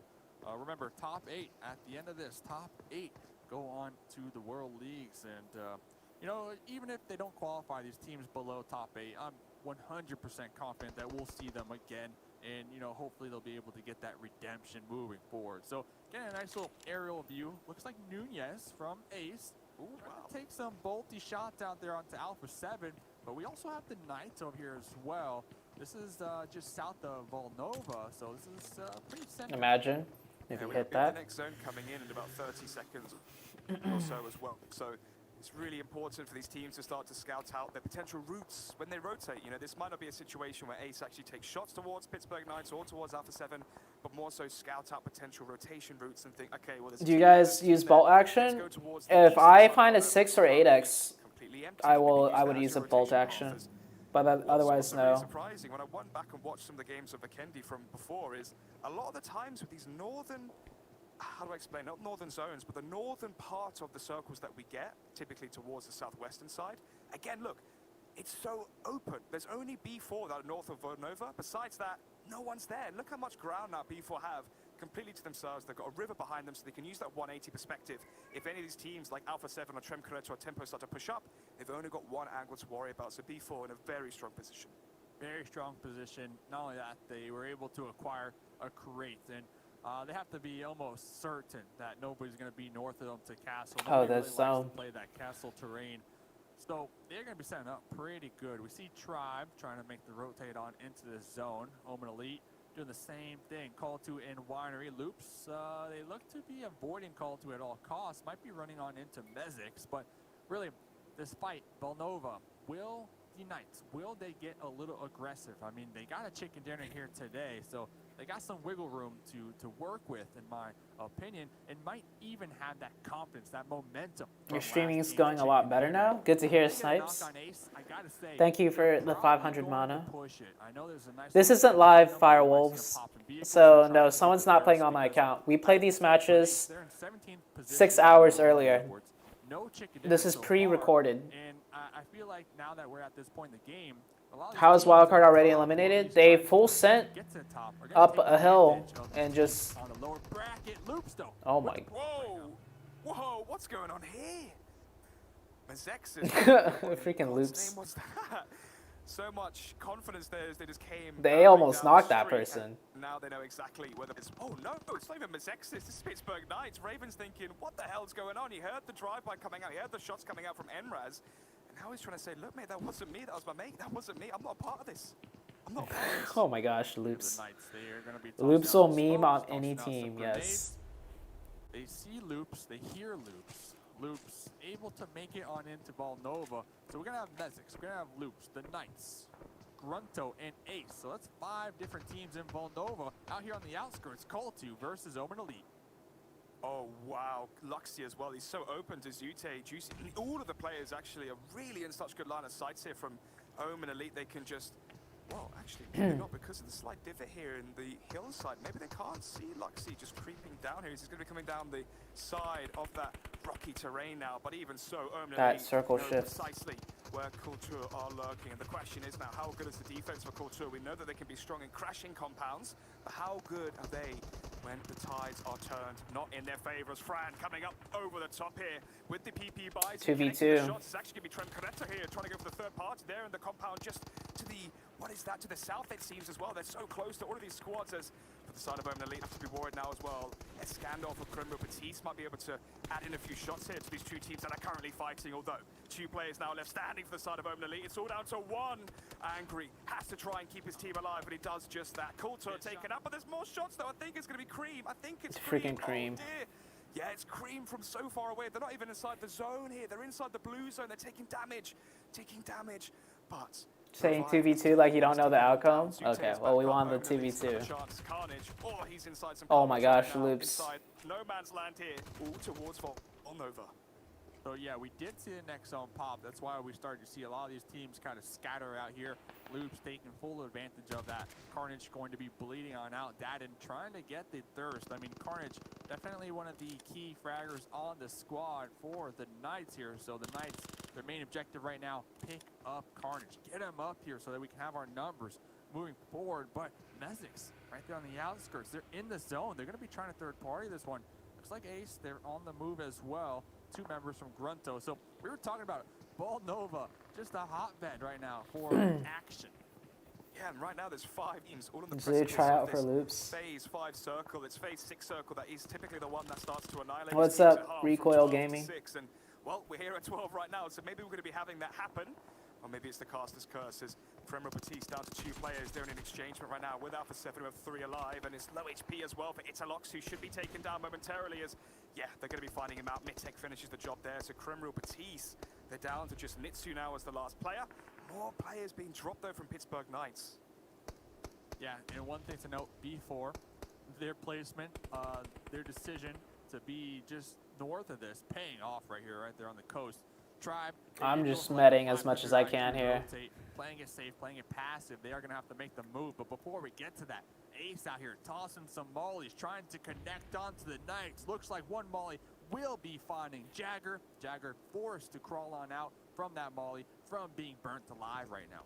Yeah, both these teams have a player dropped. It's Jagger from the Pittsburgh Knights and it's Nunez from the side of Ace 1 as they're still going to be. Is there another Zute playing? No, it's me playing. But these games are pre-recorded. We played these 6 hours ago. And yep, out in 11th. And out of 3 versus, no, 4 versus 2. Didn't manage to make the drive in. Oh, I ran out of meds. Here. And now Loops as well. They're really close proximity. I mentioned before, they're all on towards the edge of the circle. All these teams in the same position. Pittsburgh Knights, they're a ticking time bomb as a bomb exploding just at the feet of J7. Manages to survive though. Yeah, the Knights getting sandwiched right now. Just unlucky. They had such a good position in Volnova, but you know, that shift just forcing them to go on out of there. Loops with 4 up right now. Looking to get a couple picks, but Mezix getting some nice shots through his windows here onto Loops. Yeah, I mean, maybe this position is too good. The Pittsburgh Knights were really correct in choosing. There's so many teams right on the edge. Do you have an overview of the maps? What do you mean? Momentarily, they're all going to be forced to be outside in the open as J7, well, he might be forced out a lot quicker. I can't tell if people are trolling me now. Yes, this is pre-recorded. Just in time, but still down onto this ticking time bomb. When will the candle burn out for Pittsburgh Knights? I mean, I don't know. I mean, how many mollies have been thrown on tonight? I counted at least 5 at this point in the game. Ace, though, still with 4 up. You still got Paralyzed out here with the SLR, trying to get the snipes onto Alpha 7. You got 2 vehicles, you got Dacia, you got a Zima. So no matter where this next circle goes, we might see Ace just, you know, hop in those cars and just straight YOLO send it to a better position and avoid all these teams that are currently find themselves in the south. And here comes the push from Luke. Oh, this is all so good for Tribe. These are the kind of teams that they need to be dying. Teams like Trem Caretta, teams like C9, or should I say more like Omen Elite as well. No, Tribe! Oh, they're out. They died to the play zone. Tribe got blown up. So well, they wipe out the Knights. Tempo Storm blew up Tribe. The tables are going to be so similar now going forward, and the question is for Ace 1, can they be the one to take down the Titans? Can they be the one to take down Loops? How many points are you guys trying to average a game? We need like 20 points a game to catch up right now. Well, living up to his name, basically a chicken dinner. He wasn't able to finish off that player that was onto low HP. I believe Darden is Federal as well, is still onto low HP too, so the heal does come through. Every time someone casts, it sends Elixir, BRK has to come and send some after that. Quinn has the window as well, so we can spot the flank towards the left side if Federal does decide to push it, but the smoke will shroud the vision. Now the flank is on. Yeah, we got about 4 to 5 different smokes up here. We'll be blocking the sight lines that Ace has onto Loops, and this is when you start to see those pans. You know, these players, they take out the pans because it limits the sound, the audio cues that the enemies can hear now. As Loops, they're going to be pushing up. Thanks for the hearts, Matano.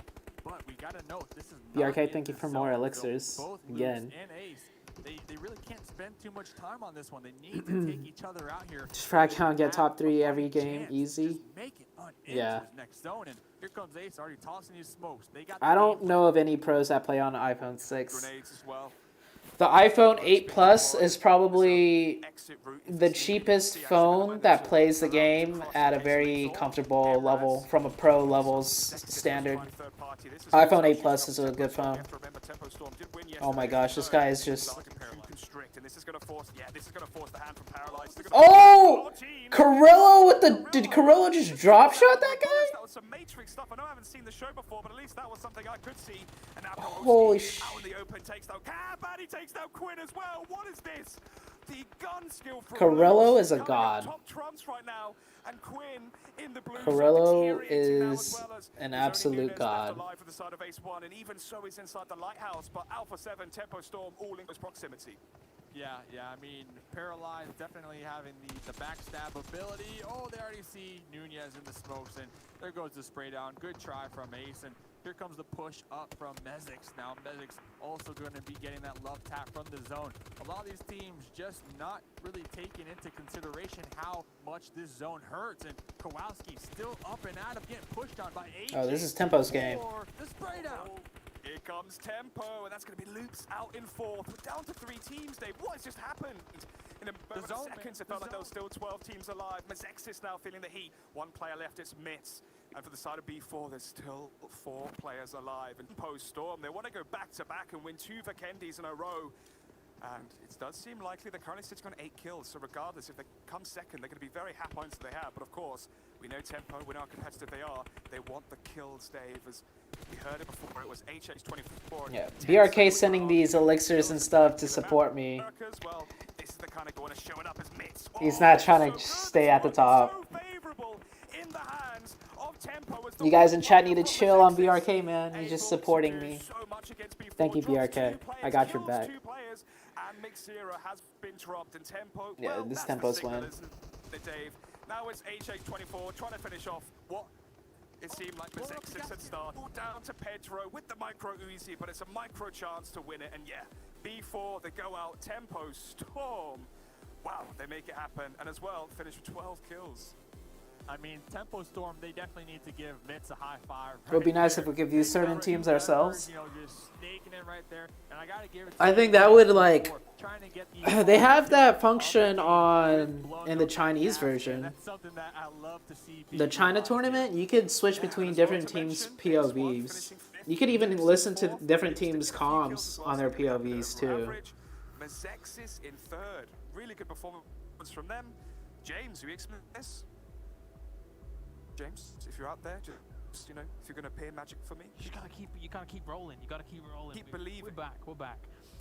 Yeah, Tempo Storm. Jeez Louise, 2 Vikendis in a row here, Dave and Alex. And when you look at how that game ended up, I was talking to the guys in the back. I'm like, you know what? We might go over towards Volnova. This would be crazy. I felt like I gave the teams a curse that we're in Volnova, though, Dave, because getting out there was difficult. I don't think you can listen to comms. A curse for some, but not for there was a north of that on the coast, just pretty much playing. Oh yeah, so you could hear in PEL. I remember a few months ago, you could watch different teams' POV,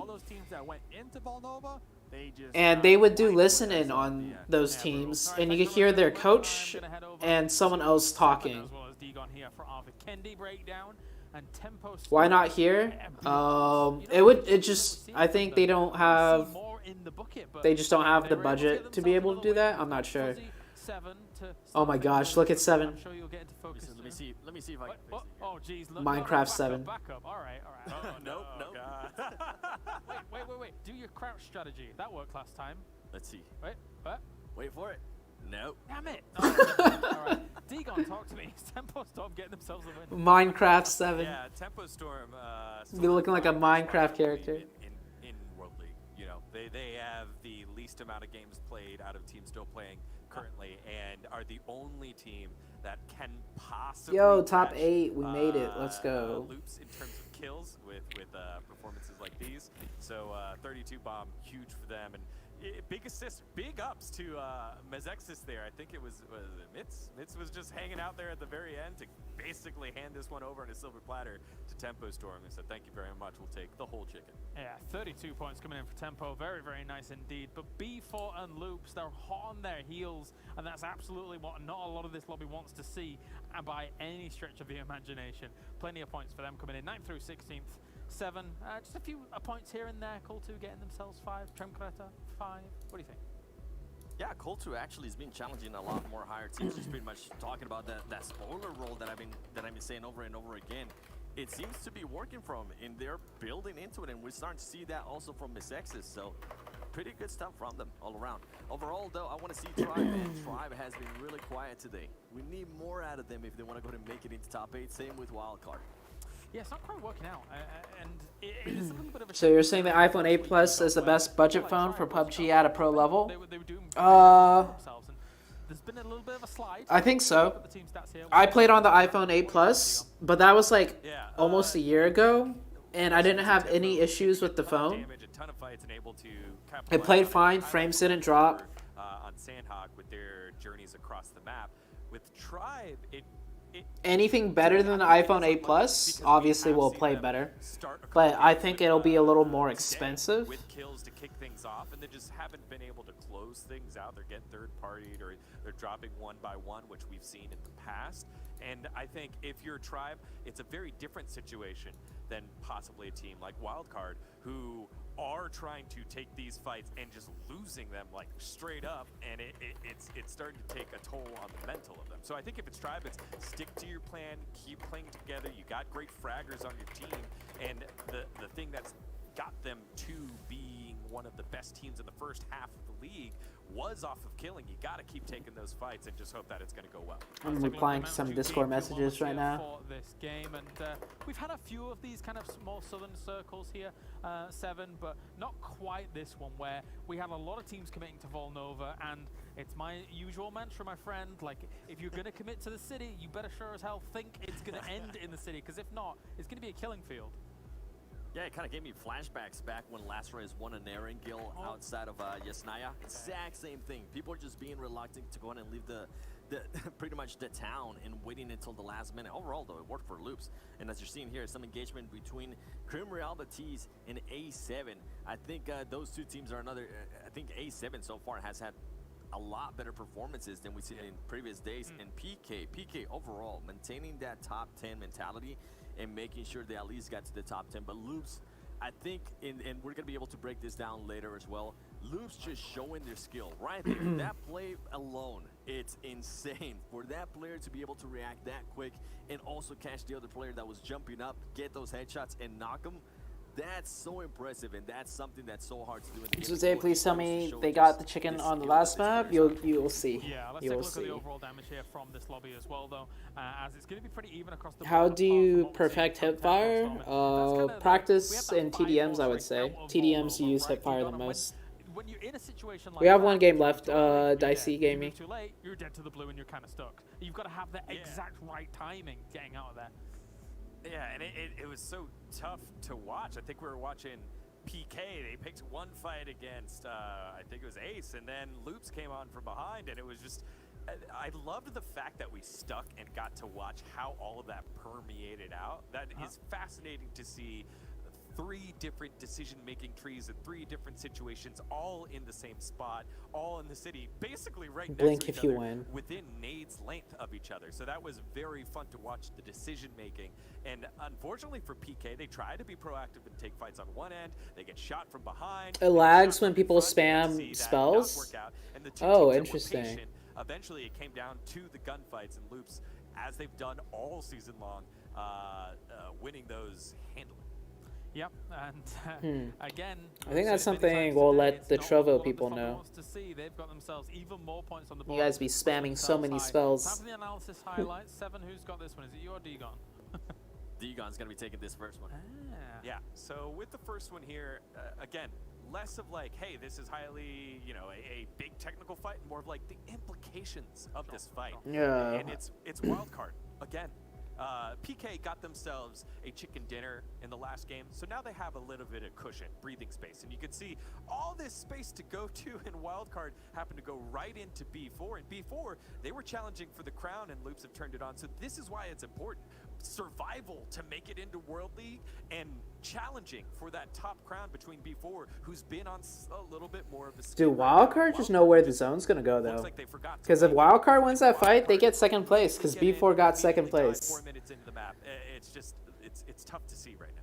Yeah, and right here, we're just going to see the breakdown of Loops on this push for Ace, and it comes down to pre-fire, I believe. Yeah, B4 got second place, bro. If wildcard won that fight, they stay at that spot, get the shifts, and get into second place. That's why wildcard full sent that position. Players do that. I've only seen it from a couple players, but now I'm starting to see just everybody being able to do that. It's so huge. And then they just go ahead and push up as a team and finish the last player from Ace. Keep in mind, a lot of players from B4 and also Miss X. Who won the last game? Tempo did. It sucks for them. And something to speak a little bit more of the B4 fight in wildcard. Something I really enjoy from B4 is as soon as the 2 teammates in the back heard wildcard. Oh, you mean the PUBG stream on YouTube, not the... Oh, okay. And went back to help them out. So great teamwork from them. Yeah, definitely. Let's take a look at the overall ranking then. That's not always true, Mo. In China, we played on...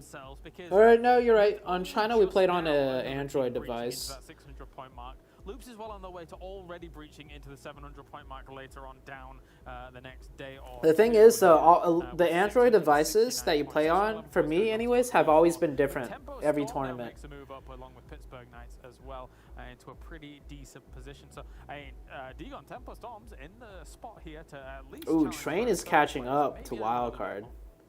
Yeah, and Tempo Storm's average of points per game, because again, they have a couple games in hand, is 11.2. B4 is 11.3. So you think maybe when things average out, Tempo Storm is chilling though. They have only 49 games played. 49 games played. Yeah. This warms my heart that I'm like, hey, what I hold to be true, North American PUBG Mobile, Cloud9, Tempo Storm. We are not showing though. There, but at least 2 of the 3 that I'm used to seeing at the top are turning it on. This second page though is starting to get almost too late here for Omen Elite. They got caught in a rotation, no points. I think maybe one squad wipe maybe, but they ended up getting shot from distance, and Zute was forced to try and 1v lobby it and didn't quite work out there. But Cremreal, Betis, and yeah, PK's doing okay. They also have 49. They also only have 49 games played. We have one more game remaining for you today here for the PMPL Americas. And what will Why is iPhone preferred in general for the game? iPhone just feels better. The touchscreen on iPhones is usually better than Android devices. Good old grassy Erangel 7. What do you think? I want a better performance from Tempo Storm. I know they just got to win, but I want to see that back-to-back. All right? I want that back-to-back. Better than first place. The reason why I'm saying that is because right now, Tempo Storm... Ace is going to win all the games on the last day. From 0 chicken dinners to all the chicken dinners. They're currently tied with kills. 204. iPhone 8 versus Note 8? I would go with the iPhone.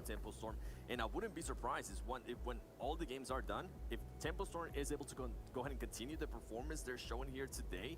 Is there a sponsored device for the World League? I don't think so. Yeah, they definitely could. And the only way they could get a sponsored device for World League, since it's online, is if everybody who's participating in World League gets sent that phone, whichever device is the sponsor, everyone gets sent a phone, and then they are required to play on that phone. Like, the only way they could play or compete is like a device locked like app or something that only their phone that gets sent can access. I don't think that's gonna happen. Because I think a lot of people don't fight.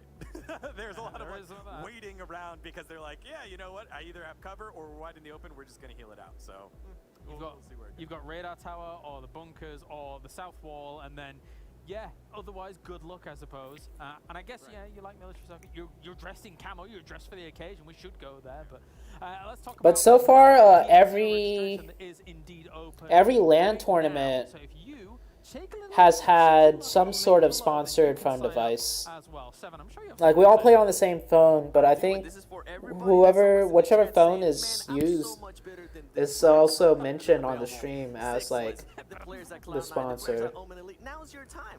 Now is your time to go ahead and put your money where your mouth is and show us if you can actually be here, because trust me, we have seen a lot of great talent come from this event, and people that are out there just try to get some team, see if you guys can maybe put up a performance, and who knows, maybe we'll see you at the next World League.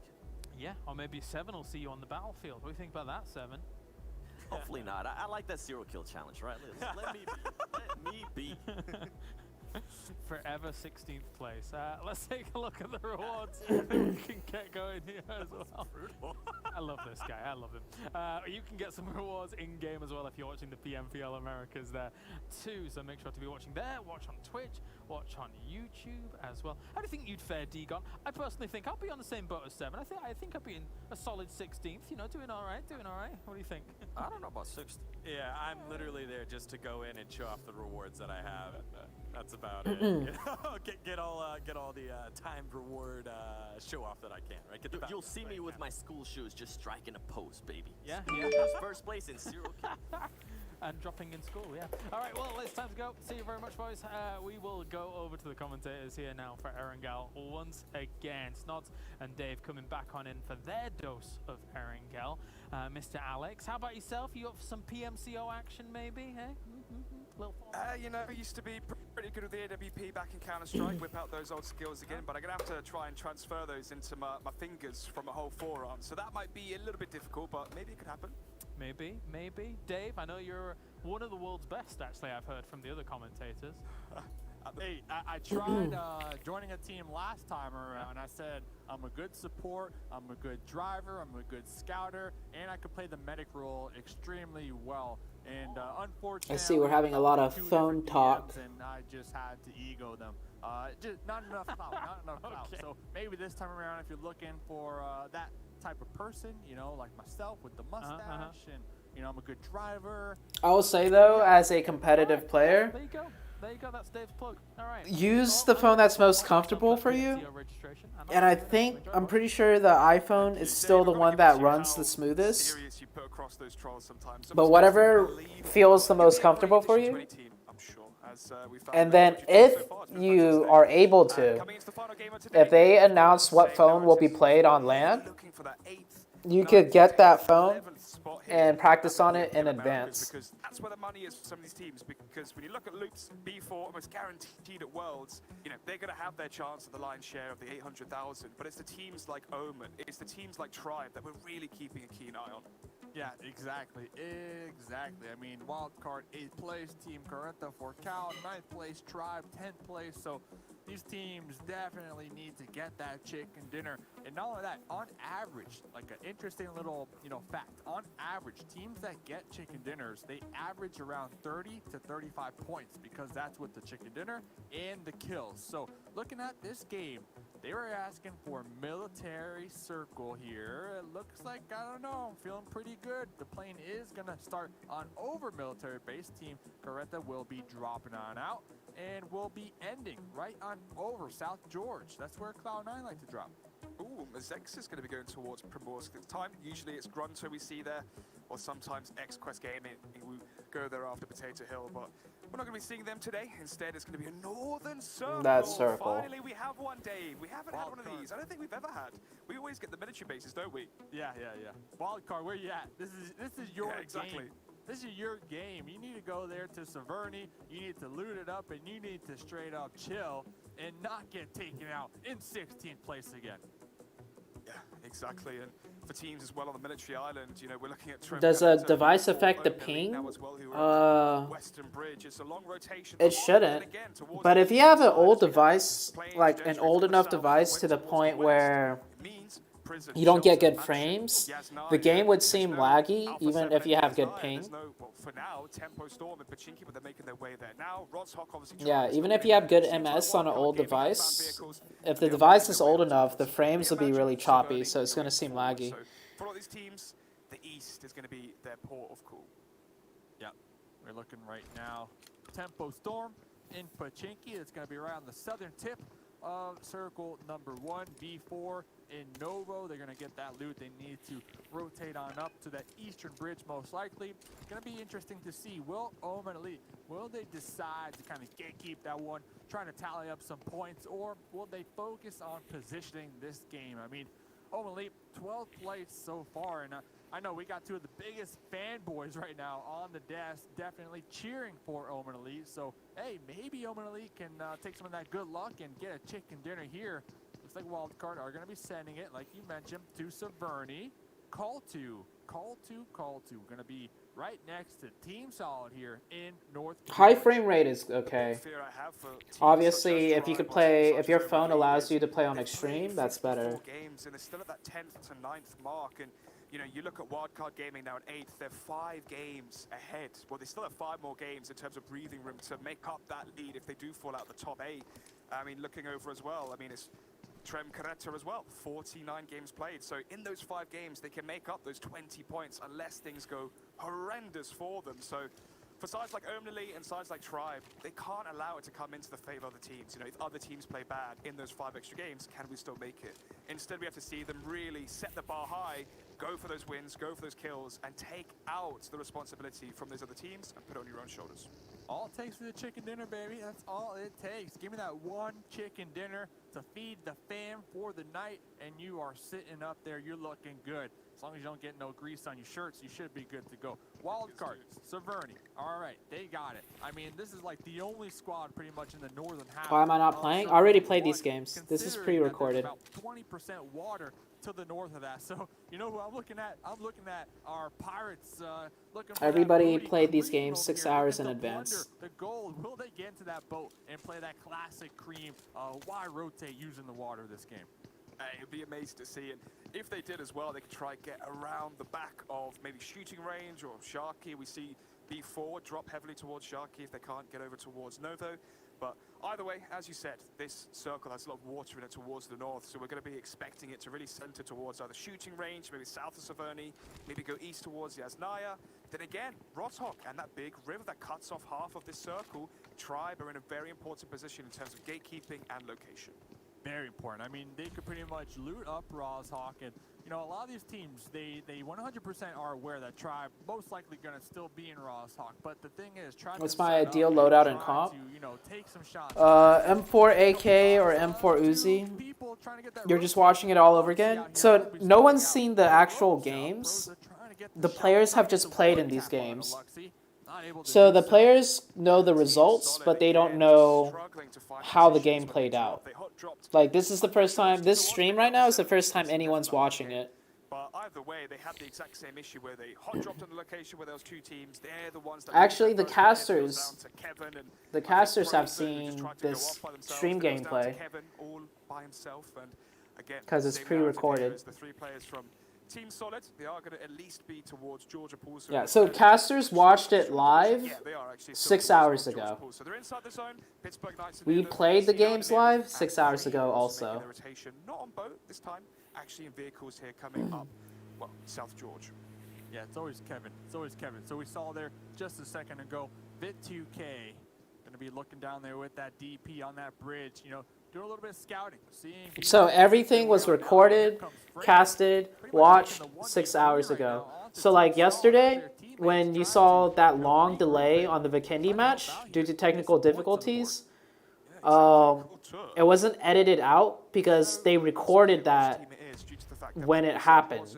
Like they do like their live like recording thing 6 hours ago. Try and get control of North Georgia Pool as Krimra Batiste are now going to be rotating through. So if Kultur do make the push and do make a lot of ruckus, we could be seeing a third party coming out from Cream as well if they want to join the fray. Always with that scar. I'm pretty sure the casters. Yeah. Get some good sightlines. Is there a recording of just the map so you can see everyone's rotations? There is not a recording of that. But Luxy across the street, pretty much locked down with Proza right now. So Proza. Oh no, uneven. Come up with some type of plan. Are they going to take the fight? Are they going to camp it out and snake it out and try to get the surprise? Jagger over here doing some scouting for the squad of the Knights. Might have spotted out the rotate from Cloud9, but both of the teams avoiding each other right now. Not going to pop out, not going to do the drive-by, not going to take the shots. They're just looking for a spot. It's too late. Uneven has already been killed off. I believe it was Jagger that got the kill. I didn't see it cleanly in the feed, but the point still stands. Cloud9 have lost a player early, rotating past shooting range. Any advice for future comp players? Like tips? Nunes, who has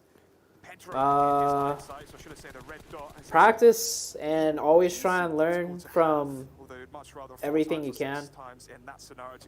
There's a huge learning curve. Uneven said he was on TikTok.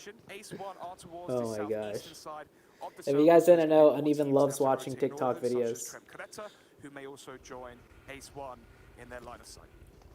Yeah, and I wouldn't be surprised if we start to see that. Uneven, fun fact, Uneven watches TikTok videos to fall asleep. Oh, you gotta get those shots. No, popping out at the very end right there. Oh, all he had was an Uzi. Driving out by honking the horn, listening to that music, but they might have their second chance over here because not the whole team of Mezix crossed the bridge yet. Oh my, they are just jumping ship here. Wait, why did Edolux not use the scar in the first place? Why was he shooting that guy with an Uzi? Has the bridge literally on lock here, although the scar, actually the scar is going to be a very strong weapon to have in this scenario. It has a decent optical as well, so we can try zoom in towards Vega and Gamma, who are still at the other edge of this bridge, although utilizing the third-party vision that they have. They can see that there's no one peeking them yet towards the bridge, but Mitz, well, he can't really catch a break here, can he? He was the first one to cross, and he had the mover's advantage in surviving, although the other 3 members are so far away from him, and Cream know exactly where Mitz is. Yeah, I mean, Mitz catching B4 off guard last game, looking to catch Mitsu off guard. Oh, yikes. Got a little greedy here, making the push across TS. the road onto Team Solid, but Proza making some plays. Tower. They're gonna be tossing out some grenades right now. Yeah, shooting out those awful spells as Fran was killed. Paolo's been dropped as well, and Luxy's onto fairly low HP as well, so he can try and revive his teammate Paolo, but if he does, that's even more of a risk here for the side of Kultura, as the smoke will come out, try and allow for the vision to be denied for Fran. Ooh, and they get there just in the nick of time, so Paolo will be revived. Proza, if he was to push towards the right side, he'll be taking a big risk, but that risk could really pay off. Instead, though, takes the energy drink and then prepares himself for a future war. Why is TS a 3-man? They've been playing as a 3-man the last 2 days. I think their 4th and 5th player just, I don't know, for whatever reason, have trouble playing during this time. Or I have no idea. I have no idea. Nobody's going to be. So you got South George, North George. There's a bunch of teams on top of each other. And then on the flip end of that, on the east side near shooting range, you got Trap, you got the Nice, you got Tempo, you got Loops, you got C9. Pretty much the remainder of the lobby fighting for very little cover over there. But let's see, Call 2, like you said, they were able to get that revive, and now we got the reset, a 3v3, Call 2 versus Team Solid. Yeah, finally now start to an even fight here for Team Solid. As you said, a 3 versus 3, but still, it feels like this action is starting to taper off here. Both these teams squaring off to each other. They are still inside the zone, and with the next zone coming in about, what, a minute and a half, they're probably just going to wait out to see which team has to rotate first, because Team Solid, technically... What's Kevin's socials? I don't remember it off the top of my head. However, towards the northeast of Severny, there is a lot of action. I think we're actually going straight to it, as well as this Alpha 7. Oh, running over B4. Mixera doesn't get a chance to even have a fight. Gotta look both ways before you... I get killed by Wildcard because they're camping in Severny. They've been having a challenging night, a challenging evening. Wildcard has not left Severny, and we were rotating on the north side. So they have this convoy. Looks like they're going to be trying to send it a little more center. We see Omen Elite also looking for some spot to call their own for the time being. Enigma by themselves right now, just bleeding on out. Nico might be baiting them. Yeah, it feels like we have two sides to the story here. You've got North and South Georgia Pool, one cluster of team, and then you've got Severny with another cluster of teams. It's C9, Alpha 7, B4, obviously Mixera being run over. Alpha 7, the ones to be doing the running over. And Omen Elite, who are currently trying to see if they can finish off Wildcard Gaming. Enigma has been dropped, as you mentioned before. Slicky is there now to try and go for the revive. Nika will be going for a readjustment in terms of angles, so maybe there's a chance here for Enigma to try and get revive back up, but Nika can now come towards the flank. Angry as well can go towards the other flank, and they can try to deny the revive for Wildcard Gaming, because having control of Severny, well, it's going to be great for them, and the points as well is really needed for a team like Omen right now. Really good smoke right there from Slicky as well to allow that revive in. We're next to Wildcard. Wildcard gets the hard shift. Zone is just allergic to us. Oh well, but look at this. The next zone, shooting range, right there on the east side. We've still got North Georgia in play. Team Solid are going to be the most centralized squad right now. Here comes the push. Cloud9 going to be trying to make their way on into shooting range. J7 connected on by Pyra. Yeah, the rest of the Knights not near J7. He was the last player to rotate for the Knights, and C9, they're going to be taking full advantage of that. Revenge kill for the fact that Uneven was killed off at the start for C9 as Omen Elite now making the rotation, but they're going to be rotating in the gazing eyes of Pyra. They're falling back, not going to be committing fully to the shots there as Omen Elite just trying to rotate inside this crazy new circle towards the western side as C9 eventually have to meet makers. Omen Elite are going to be in a better position inside the circle now. Look at all these teams rotating past C9. This just means C9 has to be really careful with their rotation, knowing how many teams are near them. Yeah, and they're all going to be fighting for pretty much the same cover.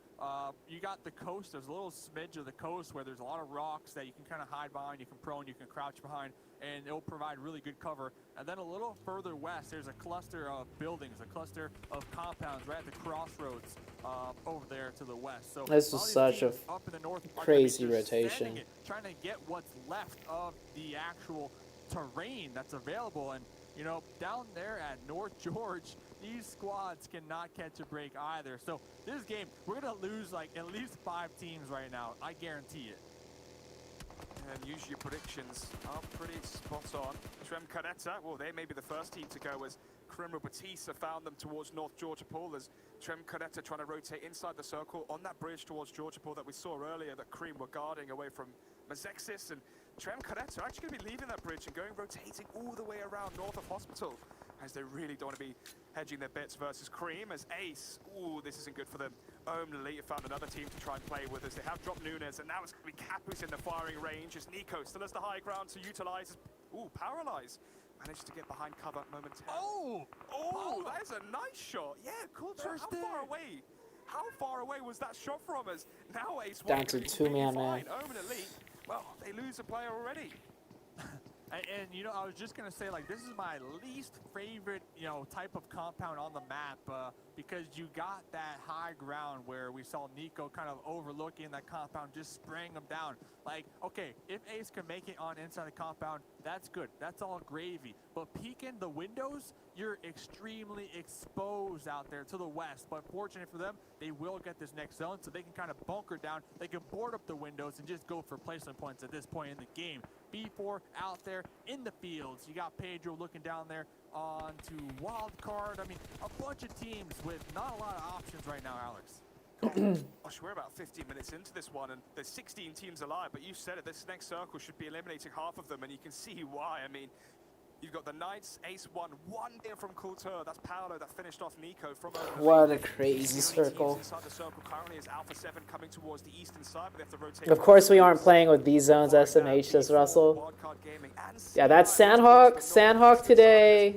Erangel this one. It basically lands exactly on where you guys would loot. Furthest east, just west of shooting range, is they're doing some damage as well as Wildcard Gaming, able to do some shots back onto Levi from B4. So this action here towards the east is paramount for these squads going forward. Yeah, loops, you know, right on the cusp of this next zone.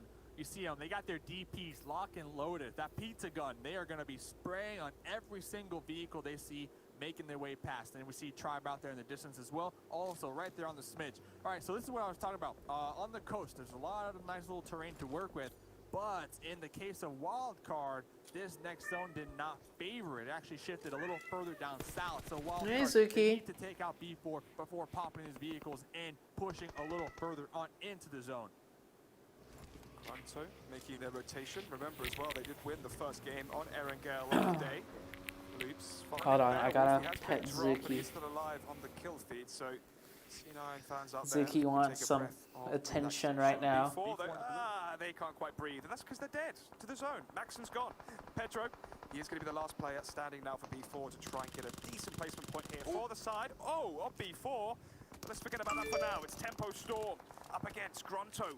HH popping off. Sixers now. 3 players been dropped from Grunto. It's really the back of HH24 carrying the side of Tempo here with kills. Is going to be confirming them now as well. It's even more kill points for himself as for the side of Grunto going forward. Going to be left with just Sixless and Sana. So they do lose Q and Ran in that excursion. Yeah, I mean, it's a good spot. You know, I 100% agree with Grunto attempting to take over that hill so that they can overlook a majority of this play zone. Unfortunate for them, HH was up there already locked and loaded with that Uzi. Nitsu taking shots onto Miraz. Yeah, woo, this is a skirmish now. There's 3 teams who are part of this one. Who have we got here? Grunto, Cream, Mazexis, Omen, all shooting off at the exact same point as Cream. Come up towards the top of the hill. They should be able to see Sixless. Ooh, tongue twister there. Although he's probably having his own issues with communication inside that team. 16 teams remaining, 47 still up, but Unico, still, Ran is able to rotate across. Kultur, still in more action though as Kevin drops from Team Solid.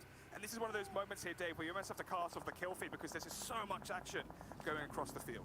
Yeah, you got Luke just fragging out there in the east. You got Cream down here in the south taking shots onto Mezix. They're taking shots onto Omen. And oh, Team Solid, they are still alive. They're still alive here. They are taking the fight here. Pepe trying to toss some smokes, trying to get the revive. Team Solid still fighting with Cole. Pepe make it to Kevin. Oh, Paulo has something else to say. Team Solid and Cole too. They've been fighting since the very start. They have been. Cream as well. They've been fighting so many squads. It seems like it's Mazexis now on the receiving end of these bullets. Scan up. And of course, more players here from Cream, but they're going to be caught off guard. Oh, not for long. Mazexis out in 15th, and it was actually Trem Corretto taking 16th that happened just away from our screens. As Team Solid, they can't really catch a break here as Kultur down to 2 players. Babe, can you move some of the plates into the dish or the sink? Oh, Pepe, they're lining up. Let's see, is he going to connect? Because I'm in the middle of a stream right now. I gotta say Team Solid.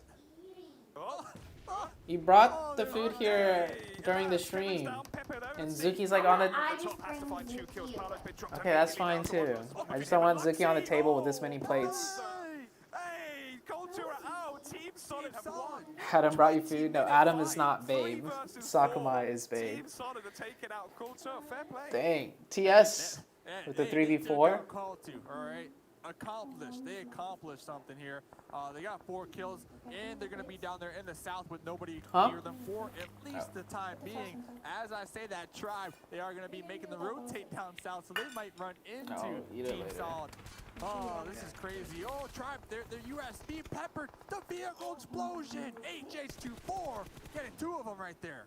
Wow, it feels like Tribe are scared to go for fights. The old Tribe from week 2 would have turned around and tried to go for that fight versus Loops, not realizing who it was. As they're out in 12th. C9, sorry, out in 12th. There's actually a 13th finish there for Tribe. Tempo's in a nice spot. Same for Tribe, that issue where they either go out early or they go out in the mid portion of the game with a lot of kills. We need to see Tribe hit those later zones, phase 6, phase 7, finish top 5, top 3, and have a high amount of kills, because right now it's one of the... Oh my gosh, what is going on in the Trovo chat? Earlier on. Tempo, they are just going to crash this one. Oh, the pre-nade by Paralyze. And oh. They get that third party. HH24, immediately the one-tap dirt nap. The pre-nades. There was some amazing firing from him. Tempo out in 11th. Cream, oh gosh, they're in more fights. First it was Mazexis, and now who is it? Grunto? Have they just eliminated Grunto? Yes, they have. The 2 remaining players, Sana and oh, dude, Cream's in like a little fortress of a spot. Kills, and they still have 4 players remaining, and they're inside the zone. And going forward for Cream, this is going to be a very strong game for them, because we saw what happened with C9.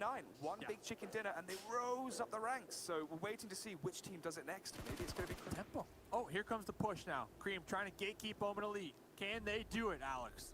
Yeah, really good distraction there, Juicy. Managing to find and catch out 2 of the players now, and Scandal's going to be dropped as well. More shots landing from the side of the M4 of Juicy. These shots are Juicy in and of itself, spreading out that blood all over the floor here. And for Nitsu, well, he's going to try and revive a Scandal. Juicy goes down to play zone though. Oh, dear. Angry's trying to go for the run. Yeah, I know. Angry coming through the smoke. No, going to be helping out. Has the M4 in hand. Switches out for the micro easy. This is CQB. That's why Revive coming in and Angry. Well, he could be leaving Cream. Really furious here if he... Ooh, catches them unaware, because that grenade is perfect. Grenade. Oh, ties up his laces, gets away, but it's a Scandal who's dropped again immediately after being revived. As more grenades going to be joining the party, going over the top of the hill. As this is just Angry, remember. 1 player downing 2 players here from Cream, who already have 7 kills. As for Omen, Angry, the last remaining player here, he actually did just have Juicy die. So I remember we were hoping a team would third party this, or like drive in and try and take this spot in zone, and then Angry could just lay low. Cream, they need to take out Angry so they can have but a nice little piece of the no one's pushing in from the zone. It It looks like nobody has cars to push in from the zone. Everyone's just on foot. 6 kills, still with 4 up right here. Raven is on fire. The roof is on fire for sure. And oh, there goes Raven at the hands of Becker's grenade. Ouch. Pittsburgh Knights finish in 8th as the...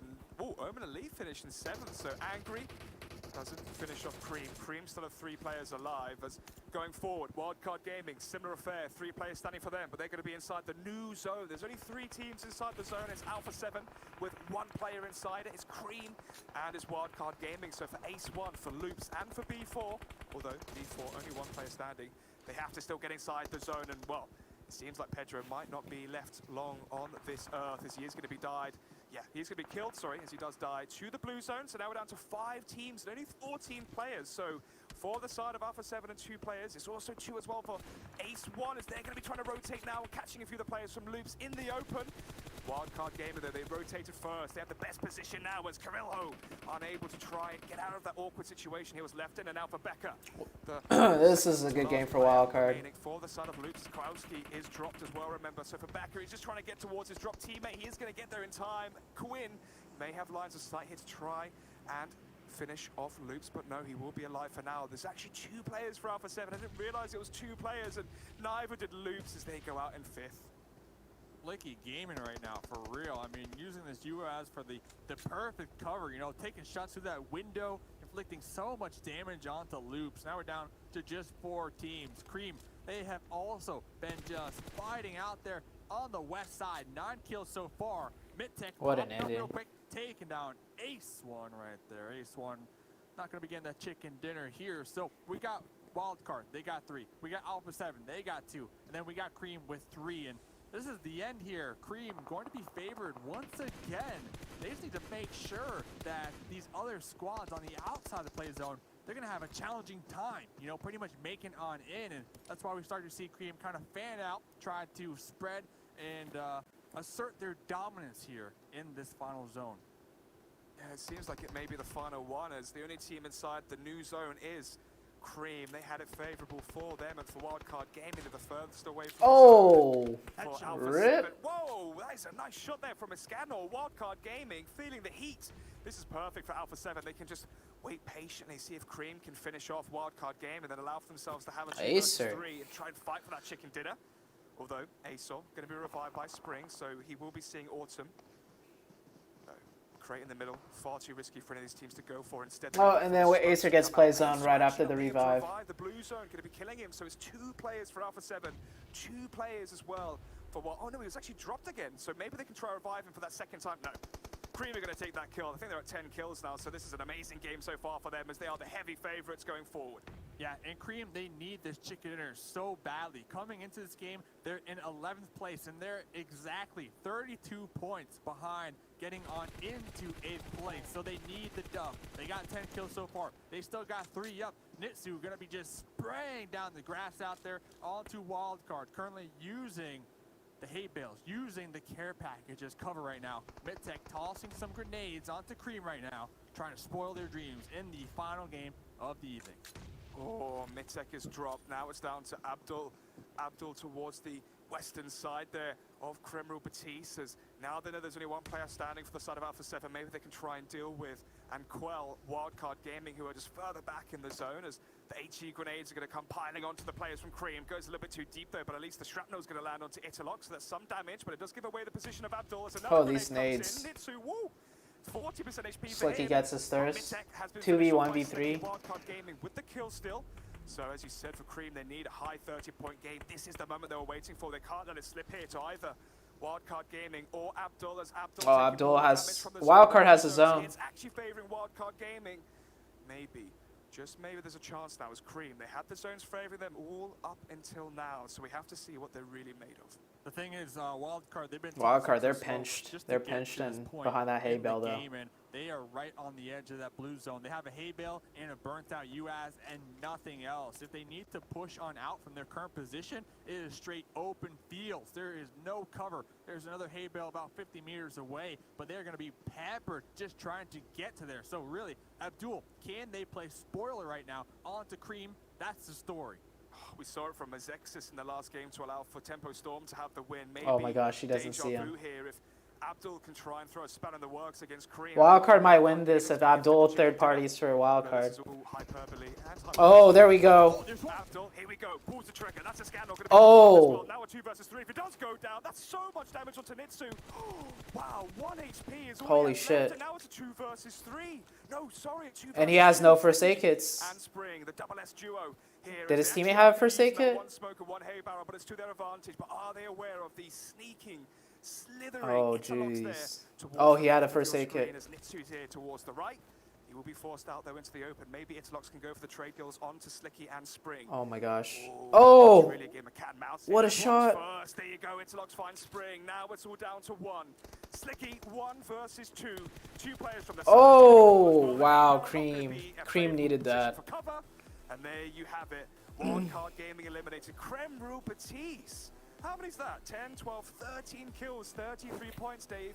Right on the money. That's another team that gets ahead of us. Yeah. That is not good for us. Decided to camp the Georgia Pool and really try to catch B4 off guard. And then after that, you know, there was about 5 different squads in Georgia Pool. And Cream, they just kept fighting every single body over there. I mean, they took out Omen. They took out everybody that was in Georgia Pool. And for them to get this win, like I said, they were 32 points behind, breaching into that top 8. That grass spray is a little sus to me. I think before he scoped in, Cream, you know, those kind of teams that have that big performance, similar to Cloud9. Do you think that was it for Cream? Before he scoped in, TPP-wise, he might have been able to see some of Slicky or Spring. Of course, that was terrible. Dave, looking at how things actually play out there, though, Kremrul Batiste getting themselves decent rotations into those circles. Why didn't y'all stop center and zone? It was open and drove right by it. Juicy was just driving to try and get to the other side of the map because we knew that side of the map was empty. So he didn't really stop to check that compound was open. Played it perfect right there. And then by the time Nico stopped, another team pulled up onto it. And wildcard, they had like no cover to get to, at least in a safe manner. So they pushed up right. Yeah, Spring was crouching also. He wasn't laying prone, so that's how the Cream guy saw him. Play to take out the rest of Cream. That might have been the downfall right there. All right. Well, thank you very much, gents. Go and enjoy the rest of your day as we now head over to 7 as well as Digon here to talk to us about this last Erangel. Creme Real Betis, Digon getting themselves the chicken dinner. And they're one of the teams that's in contention to try and push themselves up to that top 8. Yeah, coming into the day, it was Omen Elite and Creme Real Betis with the games in hand and the opportunity to move on up. And you're seeing two different teams going in two different directions. And actually, funnily enough, met head-to-head there as we were getting close to the final couple circles. But it's huge for Creme to get this win. And this is a team that has really changed their fortunes from when they qualified into PMPL. And we got to see them in scrims, and they looked not great. Yeah, we're going to need high points in the next games. Like every game, we're going to need high points. And then we also need the teams ahead of us to have low points. It's going to be tough. Sail into the distance. They've been a team that we've kind of, been cheering on slightly because of their kind of outside the box thinking when it comes to rotations and the difference that they're playing relative to a lot of the lobby. And, this one wasn't too dissimilar from the rest of the lobby, but it works out all the same for them.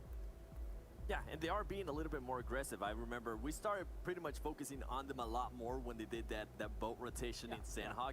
And ever since then, we kind of started seeing them more own their play style. They know they're a passive team, so they started doing that even more. And on top of that now, they're getting kills. I don't remember off the top of my head how many kills they got on this match, but being able to go ahead and hold off Omen Elite when Juicy and Angry was gunning for them, that was huge alone. And Esconor at the end, I'm surprised he was not able to see the Alpha 7 player, but luckily for him, his teammate had his back. He was right. Why does 7 always look over like he could see the other caster?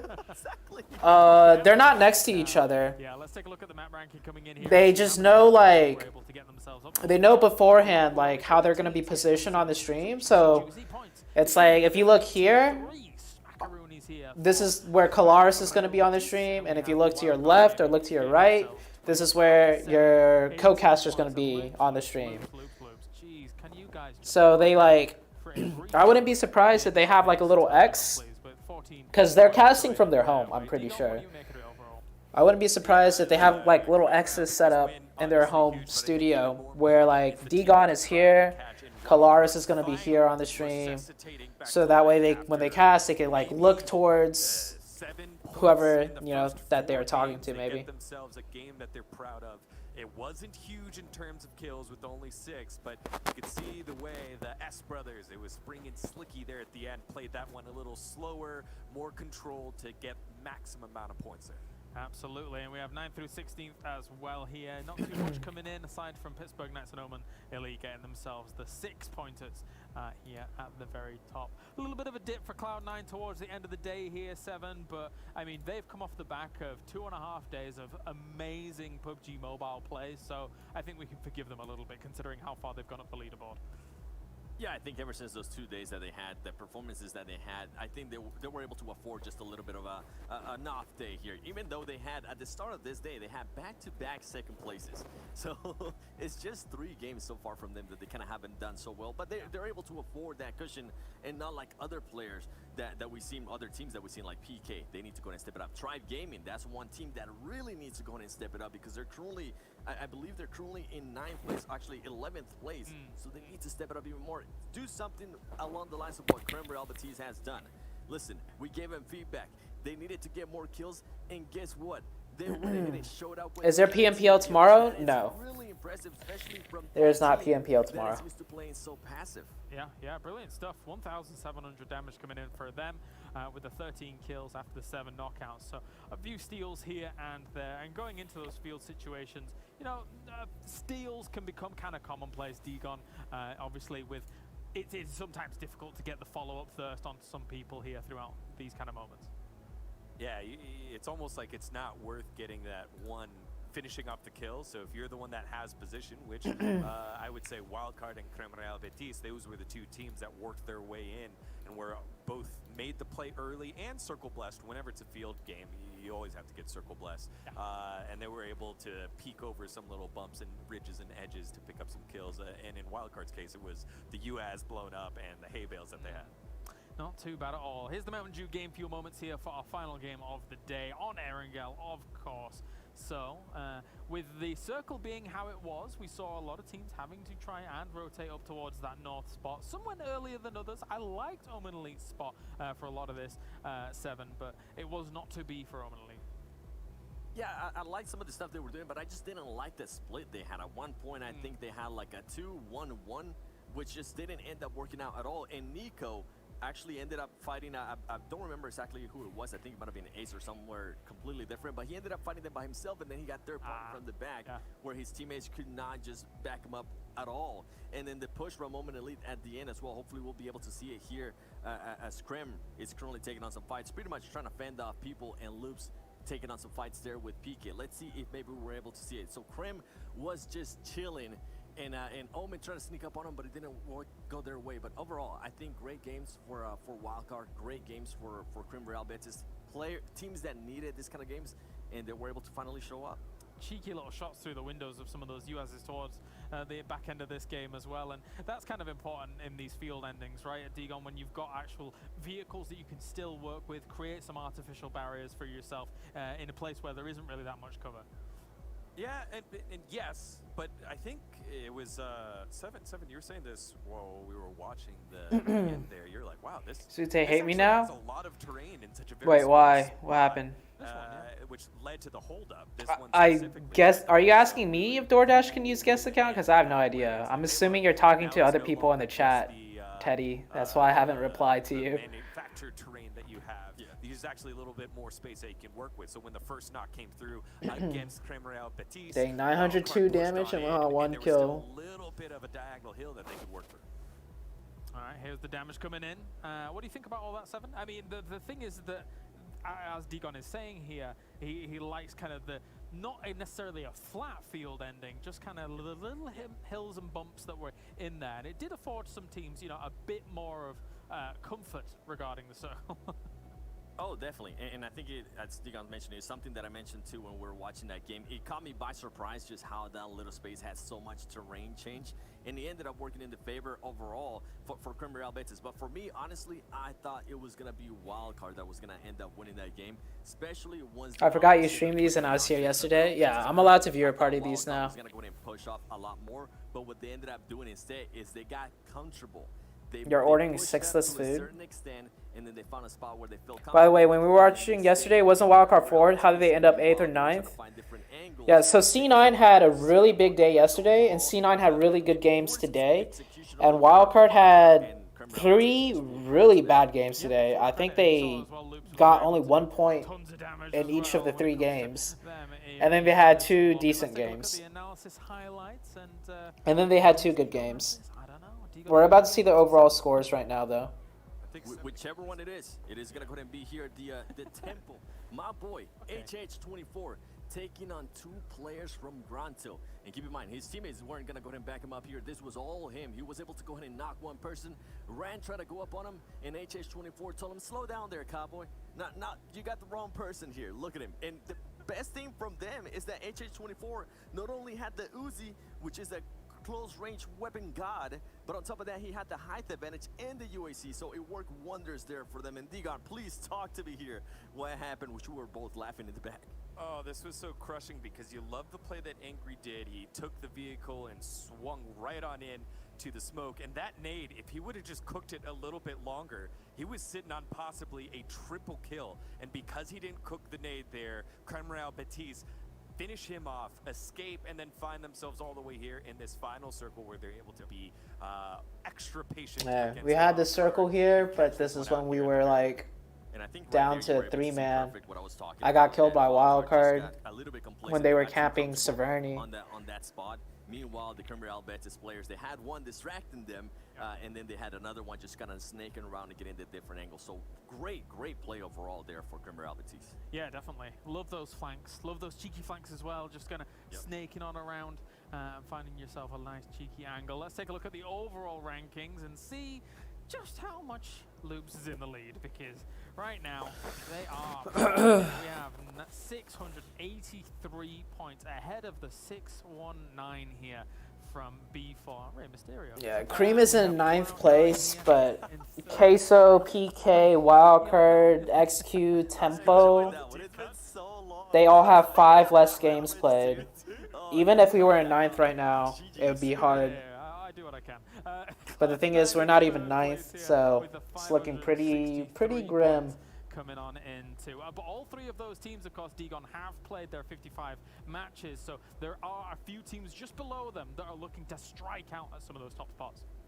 Yeah, I think Loops now has this one done and dusted. The battle that is actually interesting is now what's going on in 2nd place with B4, Tempo Storm, and Cloud9, because Tempo Storm has 5 games in hand. Also, we didn't get to see XQ Gaming. And then that 8th place push. It's not looking good, boys. It is not looking good. But then you've got a couple teams, like a whole bunch. I think there's like 1, 2, Yo, what's up, Bunny? 4, 5 teams in between 5th and 10th that have only played 50 games. So they have 10 games in hand, and it's just very close. So for me, this was the judgment day for teams like Tribe and teams like Omen, and I think they fell flat. And unless there's a miracle where there's multiple chicken dinners won by only one of those teams, we might not be seeing Tribe and Omen lead in World League. Maybe. And I mean, across 80 games, you kind of ironed out who really truly deserves to be there as well, right? Sorry, across 80 matches overall across the lobby. So that is kind of how this is going to go down. Well, gentlemen. Yeah, not only do we need a 100-point day, we need a 100-point day, and one of the 7th, 8th teams to have a really bad day. I'm not making the same mistake again. I'm not saying it's a nice day tomorrow. So, keen to get into the days. yeah. So we're not here tomorrow. Before the stream ends, yo, thank you, Rage. Thank you for the $2 dono. I appreciate it. PMPL action. So make sure to tune into that here for the Americas as things are getting close. We're down to the wire. Loops is very much ahead at the top. We'll see who's going to be getting those top 8 spots for World League as well. We'll see you then. All right, guys. Thank you all for watching this with me.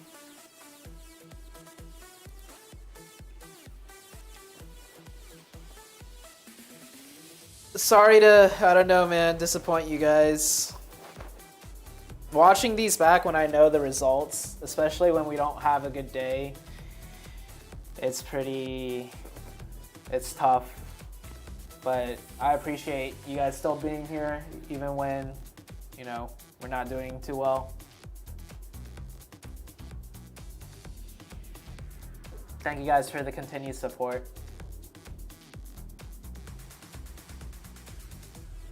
And let's send a raid off to somebody here.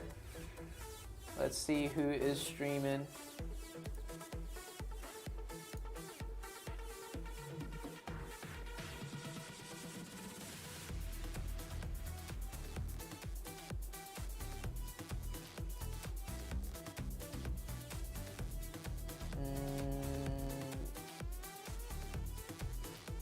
Wicked streaming. Mr. Flip streaming. Dude, I haven't sent a raid to Mr. Flip in so long. I think I'm gonna raid Mr. Flip. I haven't talked to Mr. Flip in a while too.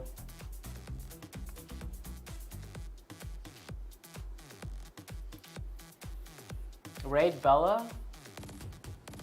Turpy and Teddy says raid Bella. Who's Bella Fox Gaming? I'm gonna raid Mr. Flip because Mr. Flip and I go way back in the days.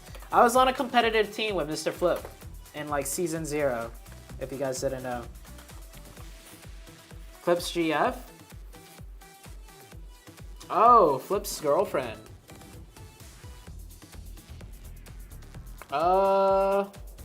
Do I raid the girlfriend or the boyfriend? What's her name? Bella Fox? Bella Fox. Oh, I just spelled Bella Gox. Whoops, that is.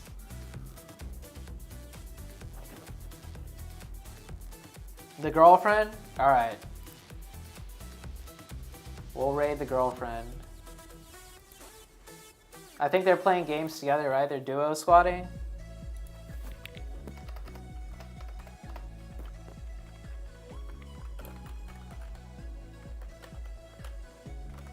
I gotta make sure to tell Mr. Flip I'm not trying to make a move on his girl or anything. Good luck, Zoo. Try your best, bro. Appreciate it. Do I have permission to stream World League? Yeah, we're gonna ask. We're gonna ask already. Just in case. Sakumai's like, what moves? Okay. Let's see what she says. You're getting pushed. Okay, I'm not looking. I didn't even know. I don't even. 1,600 viewers. We're gonna go back to just not knowing about that. Oh my God. Didn't know about it. Yeah, I had no idea. Alright. Okay, let's send this raid off and see what she says. Alright, guys. Sending the raid. Let's see what she says. The guy that the buggy is dead for sure. Let's see what she says. I'll see you guys later. Thanks for watching. Shot from the other side. Oh my god, it's the complete other side actually. Must smoke.